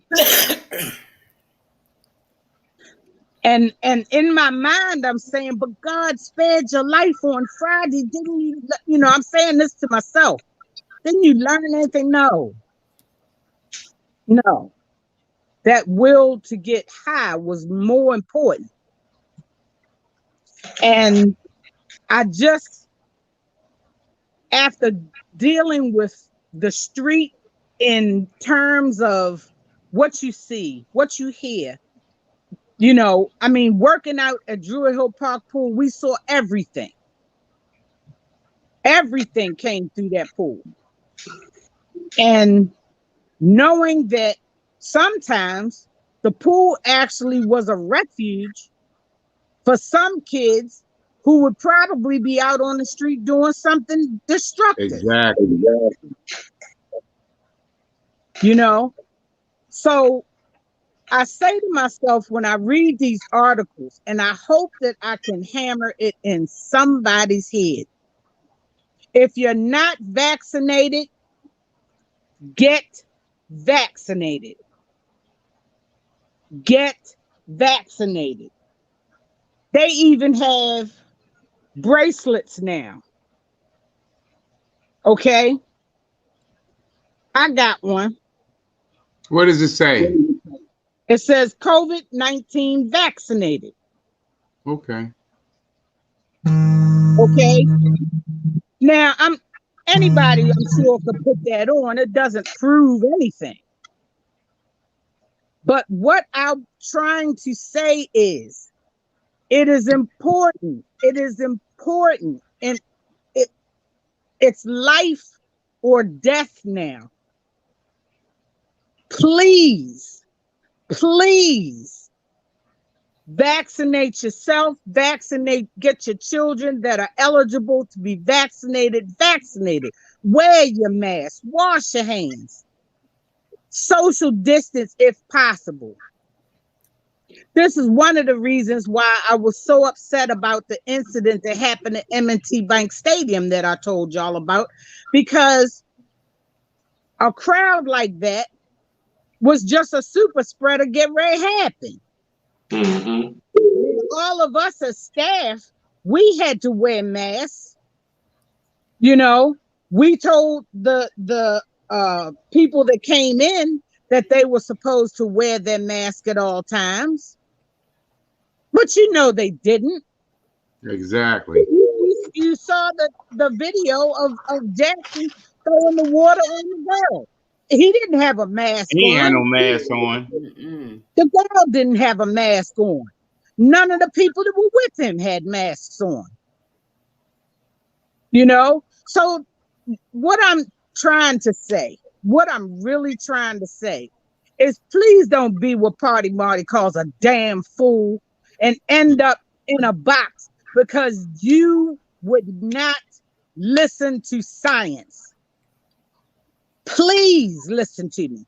Please get vaccinated. Save the people around you. Okay, I'm gonna get off my soapbox on that one. My second topic is today is the 30th, and I don't know whether y'all know, but as of tomorrow, there's a plastic bag ban. Okay, so if you go to the market, you either need to, or wherever, you need to take a bag with you to put your produce or whatever in. If you're going to Walmart, wherever, whoa. Are you serious? Absolutely. Starts tomorrow. I've been stacking up on my reusable bags, Gina. I got a whole ton of them. They put this out about a month and a half ago to prepare you. Mm-hmm. Get prepared. Yep. So you even need to get a reusable bag, and they say that they've been giving out reusable bags. Some of the markets supposed to have people out front distributing them at the door. They say they have like 35,000 bags that they're giving. What's 35,000 bags going to do in the city? Yeah, I could use 5,000 of them when I go in Walmart. Yeah, myself, exactly. So if you go in a store and you do not have a bag, you have to pay for them now. So I think it's 5 cents a bag. So, you know, it's up to you if you want to pay for them. I guess they'll still have them available for a while, but after a while, I'm sure they'll be probably, you know, not even making them anymore. So right. Just go to the Dollar Tree and buy y'all some reusable bags, y'all. $1. I've been stocking up on them from Walmart, Trader Joe's, Dollar Store. I'm covered. Exactly. So I got one more story. Go ahead. I wanted to end with this one on a light note. But a Louisiana family woke up and was 50 billion, not million, not thousand, $50 billion in the bank. Okay. The wife got up, she went to work. Her husband went to work. They dropped the kids off and everything. While she was at work, she said, I'll go ahead and pay a couple bills on my lunch break. When she went in and looked at the bank account, she said she had never seen so many zeros before in her life. They said this family, they said they became the 25th richest people in the world for 4 days. So now did they get the spending of it? Did they get the spending of it? Well, I'm gonna tell you what happened.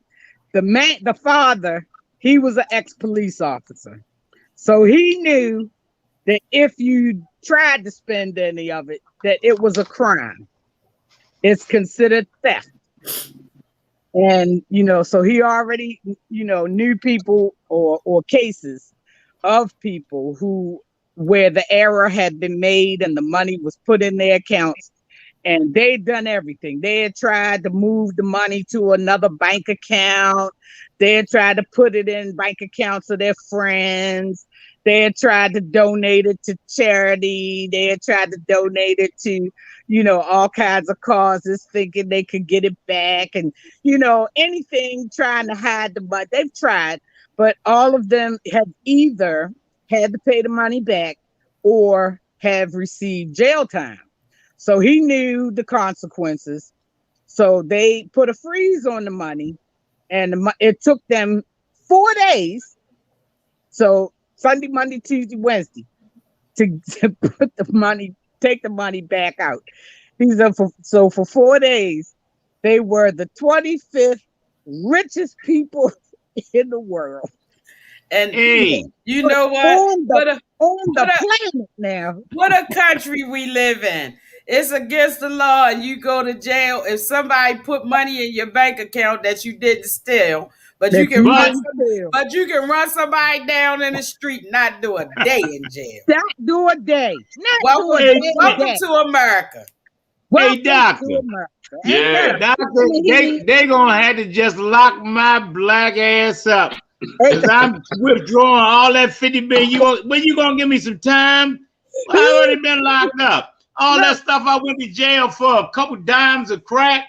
Yeah, you now I'm going to jail for 50 billion. Let me get that. Look, I feel like I just kept paying my bills and paying my bills and paying my bills and paying my bills, and I never looked at my account. Never looked at it. I never took I don't even look at it. I just pay my bills and pay my family bills and everybody else. You know what I'm saying? Like, so I don't know what you're talking about stealing. They didn't just have to catch me. That would have been the gingerbread man. You could get a good lawyer with 50 billion. I would have been helping people. I would have been like Robin Hood. That's exactly the man was like. He said he thought of all the people he could have helped with the money and everything. He said, but it was just, he knew the consequences. He knew exactly what was going to happen.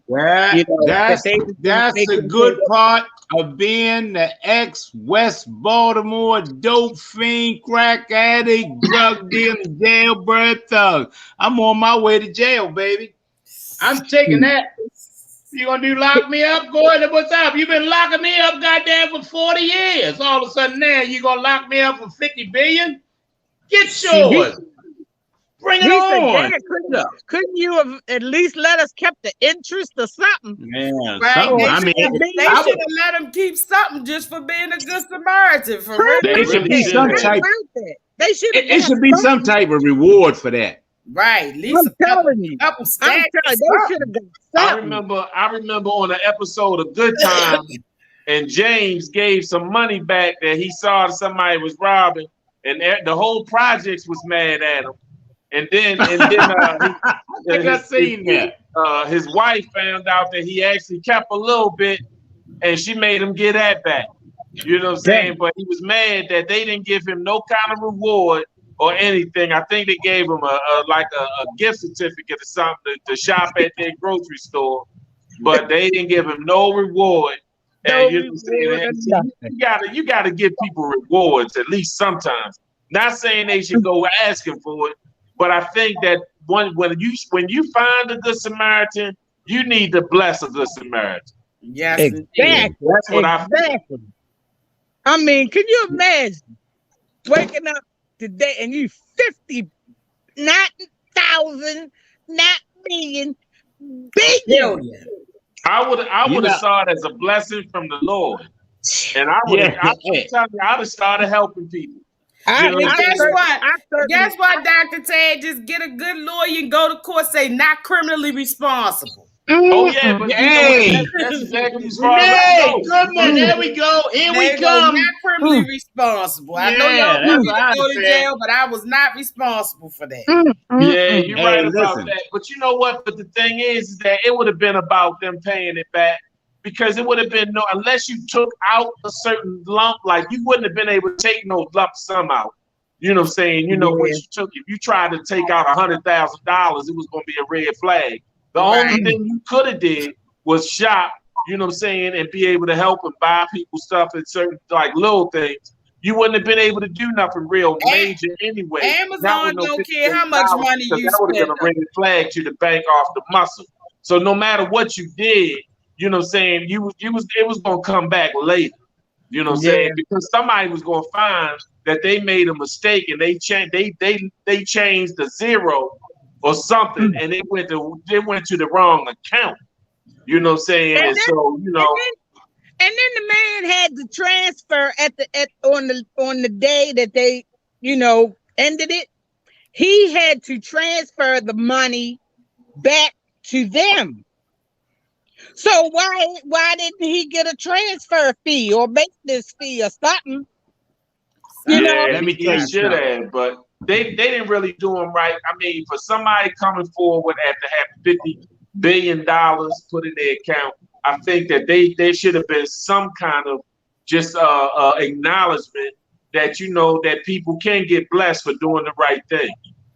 Right. I'm gonna That's tell what you I something feel. real tough. It'd have been plain and simple with me. Anything that they let me to take out, I took it and ran. I wouldn't have got no plane, no boat, no nothing. Me and CC got a yacht. We got a yacht. I don't know if it'll make it, but we going to Mexico, baby. We've been on that just like Captain Party Marty. Shut up. The kids gonna know where we are. I'm gonna do is grab my wife. She gonna say, "Baby, I put some clothes on." I say, "No, you don't."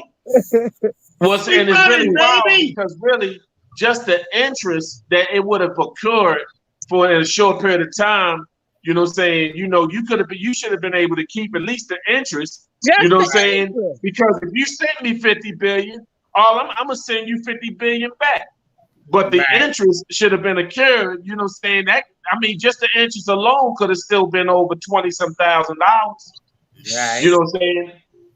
With 50 billion. A billion, the interest on a billion had to be $20-some million. You know what I mean? Well, I'm just talking about for just a day or two. You know what I'm saying? Yeah, but if you kept it in there a month, just the interest alone, he should have been able to keep that because it was used in his account. Exactly. I believe that's what I'm saying. Go ahead, Gina. No, I just said exactly. Okay, I was just saying it's funny how they go off and do me. They called me and tell me, Mr. Tate, the people at the timeshare. We went and got this timeshare. We went down to Vegas. My wife is real lucky with them slots. She don't never win no gang of money that we all off the chain and stuff. But honest to goodness, I've never. Me and my wife have never been to Live. We've never been to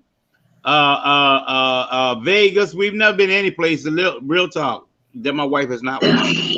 She doesn't win sometime, most of the time, a lot of times. Cece wins literally every single time. Now, I got to watch her take because she'll put every nickel back in there. See, she can only win if I'm sitting next to her. But she'll win, you know what I mean? One time we was in Vegas, she don't even know what she won. The whole Vegas casino, didn't it, baby? Stop. The lady was coming over. Hey, what'd you win? And all it was doing was running. We said, we don't know. This is a penny machine. You know, you can't win but so much as a penny machine. But when it keep turning, you know what I mean? After get past 100 and 200 and 800, 900, 1,000, 1,200, it's just ching, and that lady come over there, was dancing. We got all kind of friends, thought we was going to give them something. They probably thought we hit some kind of real mega thing. But we did win some money. Cece won some money. But let me say this. It's truly amazing to me how people threaten you with things that don't mean anything to you. Now, i.e., that's my format. Right now, my credit is better. My wife has worked on the credit out there in podcast land. I don't care who you are. I don't care if you're Dr. Sutton. You know what I mean? I don't care if you got a PhD or something like that. In your household, in your relationship, whoever's the best at bills, let them handle it. Right. Get you somebody you can trust. Get you somebody you can trust. My wife can take my little bit of money. I ain't got that much. But I ain't broke, and I don't claim broke once again. But sound like ever since I'm bragging on my Lord and Savior Jesus Christ, because I am. Y'all done had no problem talking about me when I had a knotty head and weighed 131 pounds with a 29 waist, looking down on the ground as I'm walking to see if somebody drops something. So you ain't gonna make me ashamed of the fact that I got a new truck and I drive Range Rovers and I live in Randallstown. You ain't gonna tell me because I done worked myself to death and now I'm in the right position and stuff that I should be ashamed. I'm not gonna do it. I'm not gonna do it. I ain't loaded, but I ain't broke and I ain't claiming broke.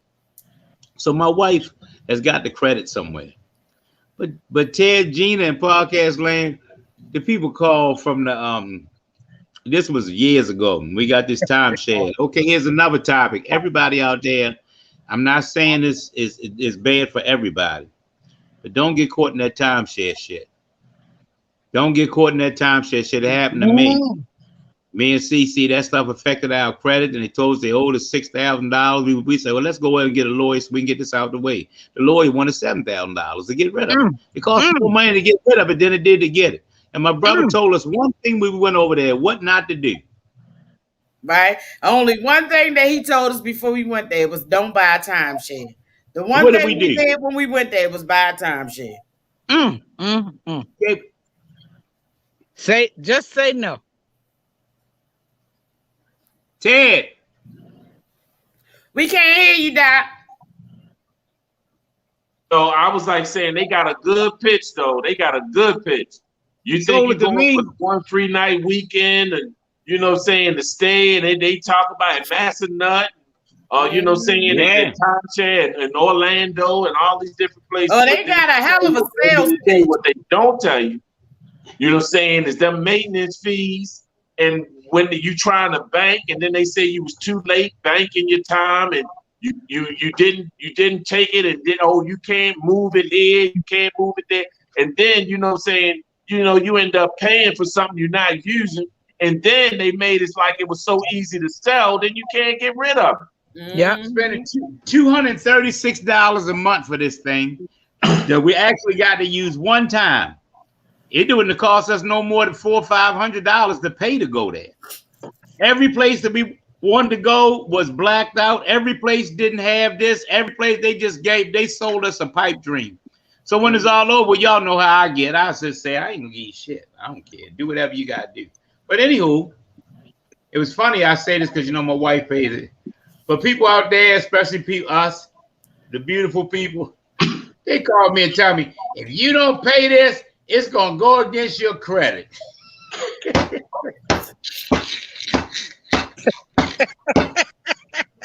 I said, that'll fix me, not my credit.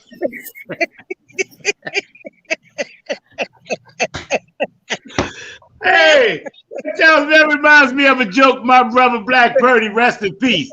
The man called Purdy on the telephone. He said, listen, Mr. Tate, how you doing, Mr. Tate? You owe us $338. You gonna either pay us this or we gonna take you on the click. He hung up. So he called back, ring, ring, ring. Purdy answered the phone. He said, hello, who is this? He said, this is Mr. Tate. Mr. Tate, I just never talked about you owe us $336. If you don't pay us, we're gonna mess your credit up. We're gonna take. He hung up again. Called back again. He said, hello. He said, wait a minute, I apologize, Mr. Tate. Let me try this again. You owe us $336, and you know what to do. He said, let me tell you something. Check us out. I don't like your attitude. You out the hat. Corner. He called back again. Purdy saying, he said, Mr. Tate, I got off on the wrong foot. He said, what you mean I'm out the hat? He said, you know what I do? I get up every day and I put 5 bills in a hat and I shake it up and I pull out 2 of them and I figure these are the 2 I try to pay. Because of your attitude, you ain't even in the hat no more. you out the hat. You hung up. The man called back. He said, Mr. Purdy, I apologize. Can you put me back in the hat? He ain't never said he's going to pay him. Purdy said, I don't like your attitude. I put 5 bills in the hat every day, shake them up, and I pull out 2, and I attempt to pay him. I ain't saying I'm paying enough, but right now, because of your attitude, you out the hat. You ain't even in the hat. You ain't got a chance. He told me he going to report me not paying the time share to the credit bureau. Yeah. Hey, look, not the credit bureau. Right. Back when CC met me, I owed everybody. Fucking full of money. Fucking full of money. Ain't paying nobody. Go ahead, I had a discrepancy with a bill. The man called me. He was just like, well, you ain't paid. And I said, well, I told you I had a discrepancy with it. And he was just like, well, if you're not, you're gonna have to. We're gonna send you to the credit bureau, and it's gonna be on your record, and this, that, and the third. Look, he starts going into, then you won't be able to buy a house, you won't be able to get a car. And I'm just laughing, and I said, is that right? You know what I'm saying? And he said, well, and I said, well, let me share this with you. I said, I already had more than one house, I already had more than one car, and I don't plan on paying and buying anything new for a couple of more years. You know what I'm saying? And I said, actually, I know that after 7 years, it falls off anyway. You know what I'm saying? So if that's what your thing is, he said, well, sir, how would you like to take care of this? Would you like to take care of this today? And I said, yeah. He said, how would you like to take care of it? I said, just like this. Click. You know, that's it. That's how we going to take care of it. Cece, I just heard something. What y'all say about 7 years now? Yeah. I said it'll fall off your credit record. You know what I'm saying? What? So some of the stuff, you know what I'm saying? So, you know, that they can't keep will that going. timeshare fall off? Anything that's in collections. That's if you don't make a payment on it. You know what I'm saying? You know. Well, they got it good. I ain't gave them none damn nickel. After 7 years, it has to come off, and you can actually dispute it where it makes it come off. If You know, it doesn't so come when off. I told him, I was, in fact, because what happens is that when you play that game, when it gets close to the 7 years, then they start calling again. They'll outsource it to somebody else to see if they can get the money from you. You know what I'm saying? I was like, all them letters, y'all done wasted a whole tree sending me something. I said, I told you back then that really I'm not paying you. And I said, and I told you, y'all ain't gonna never get it. Y'all, I said, I'm telling you 100%. And I said, and I'm telling you, I got the money in my pocket and in my bank account. I'm just not going to give it to you. There you know go. what I'm saying? And I'm gonna tell you why. I said, I ain't like your attitude. If you called on that slick stuff, I said, nobody strong arms me. And I said, when you come with that gangster stuff, I was like, you ain't see gangster.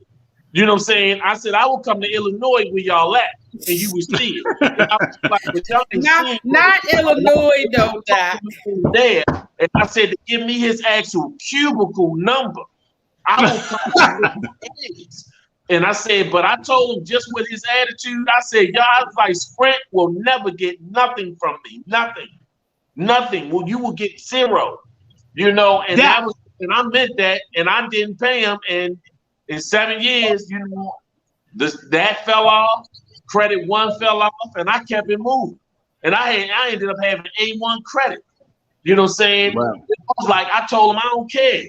You know, but you're not going to call me talking crazy like you can do that when I'm telling you I'm disputing. I didn't even say I wouldn't pay.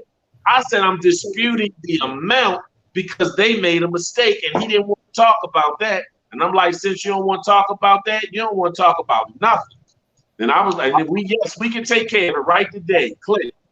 That's it. Gina, Cece, and Doc, that's some good news because Cece, we've been married 4 years now, right? Yeah. And we got that timeshare before we were married, right? No. Ooh. Well, that don't matter. They out the hat anyway. They out the hat. Don't make me come to Illinois. I ain't giving you nothing. Don't make me come down to Illinois and find your cubicle. Don't make me come down there. Y'all don't know I'm West Baltimore Party Marty. I'm Black Purdy, little brother. You out the hat and don't make me come to Illinois. Hands up, y'all, to a good show again, man. Hands up. Hey, y'all, we enjoying ourselves out here, y'all. We talk about a lot of topics. We laugh and joke and enjoy ourselves, you know. We long-winded, CC looking at me. We long-winded, but you can't tell how long we are because we got that fire. We keep it going. We talking about something. All our podcasts ain't we're going to save Baltimore, we're going to buy all the vacant homes, and then we're going to build something like that. That ain't always what you need to hear. You know what I mean? I learned something at the end of the podcast, 7 years. So timeshare people, get you an ink pen and get you a calendar. First of all, I ain't giving you shit. You know what I mean? I ain't giving you nothing. I tried to pay you. You talk all slick to me. Plus, he talk slick to you. You talk slick to my wife. Once you talk slick to my wife, you was dead then. Won't nobody talk slick to my wife. So that was the end of that. All right, y'all, closing thoughts. Gina, closing thoughts, baby. Wear the mask, wash your hands, social distance, get the vaccine. You damn fools. CC, closing thought. Random act of kindness. Do something nice for somebody today just because you can. Never know how one small thing can change a person's life. And just a little sidebar real quickly. I was sitting up here laughing. I know y'all heard me coughing. I said we can't even have regular colds anymore because everybody think you got COVID. It's just a regular cold, y'all. Just a little head cold. I'm going to be fine. I tested negative. But just do something kind for somebody today. Closing thoughts, Doc. I said on a show that I was actually doing on yesterday, I said it was one thing it was focusing on. I was saying for some of them young cats that always got the money that they putting up next to their ear, and they going to they turning up with the bottle with the sparkler in it, showing off, and they want to show their rims and that they got a Gucci belt. I told them, check this out. I said, if you ain't taking care of your son and your daughter, you're a clown. And I said, and I'm saying it straight to you. You know what I'm saying? You know, if you are doing all that showing off, but then you know what I'm saying, but you ain't doing nothing to make sure that your child eat, then you a clown. And I said it, and it came straight from me, you know, and I think that it just kind of dealt with something that I was helping. I was helping a young lady, but I knew that with her with Pampers for her daughter, but I know the father. And he out, you know, showing off and turning up and stuff. And, you know, it just kind of hit me in the wrong way at the wrong time. And I just put it out there. And I told him, I ain't just put your name out there, but you know who you are. And if you ever want to see me, we can talk about it and we can discuss it. You know how I feel, you know what I'm saying? Because, you know, it's kind of messed up that you know, you get your taxes, your stimulus money, and you get to showing off, you post everything. But then behind the scenes, I know that your children need help, and I'm the one doing it, and it ain't my responsibility. You know what I'm saying? I ain't don't, you know, and I help people when I don't gotta be sleeping with the mother. I ain't about all that. You know what I'm saying? I just help and do for people because I know that sometimes good people just need help sometimes. Good job, Doc. And whoever he talking to, you know who you are. Whoever he talking to, you know who you are. Yeah. Hey, listen, I want to talk about this virus. You know, it's really changing the world. My wife and I are getting ready to go away to our honeymoon. We have jumped through more hoops going on vacation now than I have ever imagined. We had to go last week to make sure, and then we've been vaccinated. I got the yesterday at work, last night I got, what shot did I get, CC? The flu shot. Flu shot. I got the flu shot. Every time they tell me something they come out, I get it. They got to work, they was giving out the flu shot. What we gonna do that? You can fill out the paper. All right, well, I want it. No, well, you can do it on your ship. You told me that I could get it done now and do it. Well, I'm getting ready to get off, then find a nurse that can. Renee Goodman, if their flu shot was there, she would have came to a party, whether it was her shift or not. Party, come on, I got you.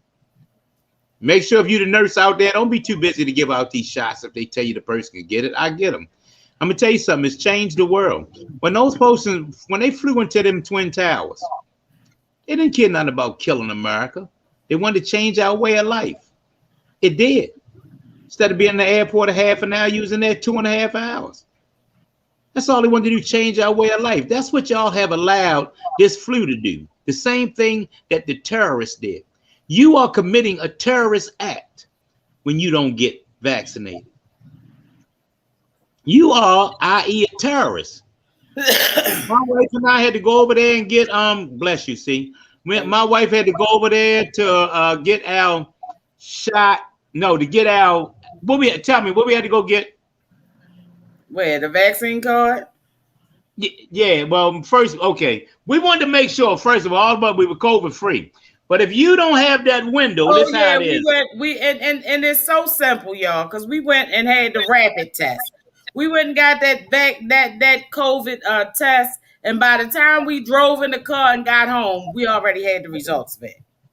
Real talk. It's effortless. But I'm saying, you know, you got to make a good decision. I went down to City View. I enjoyed myself.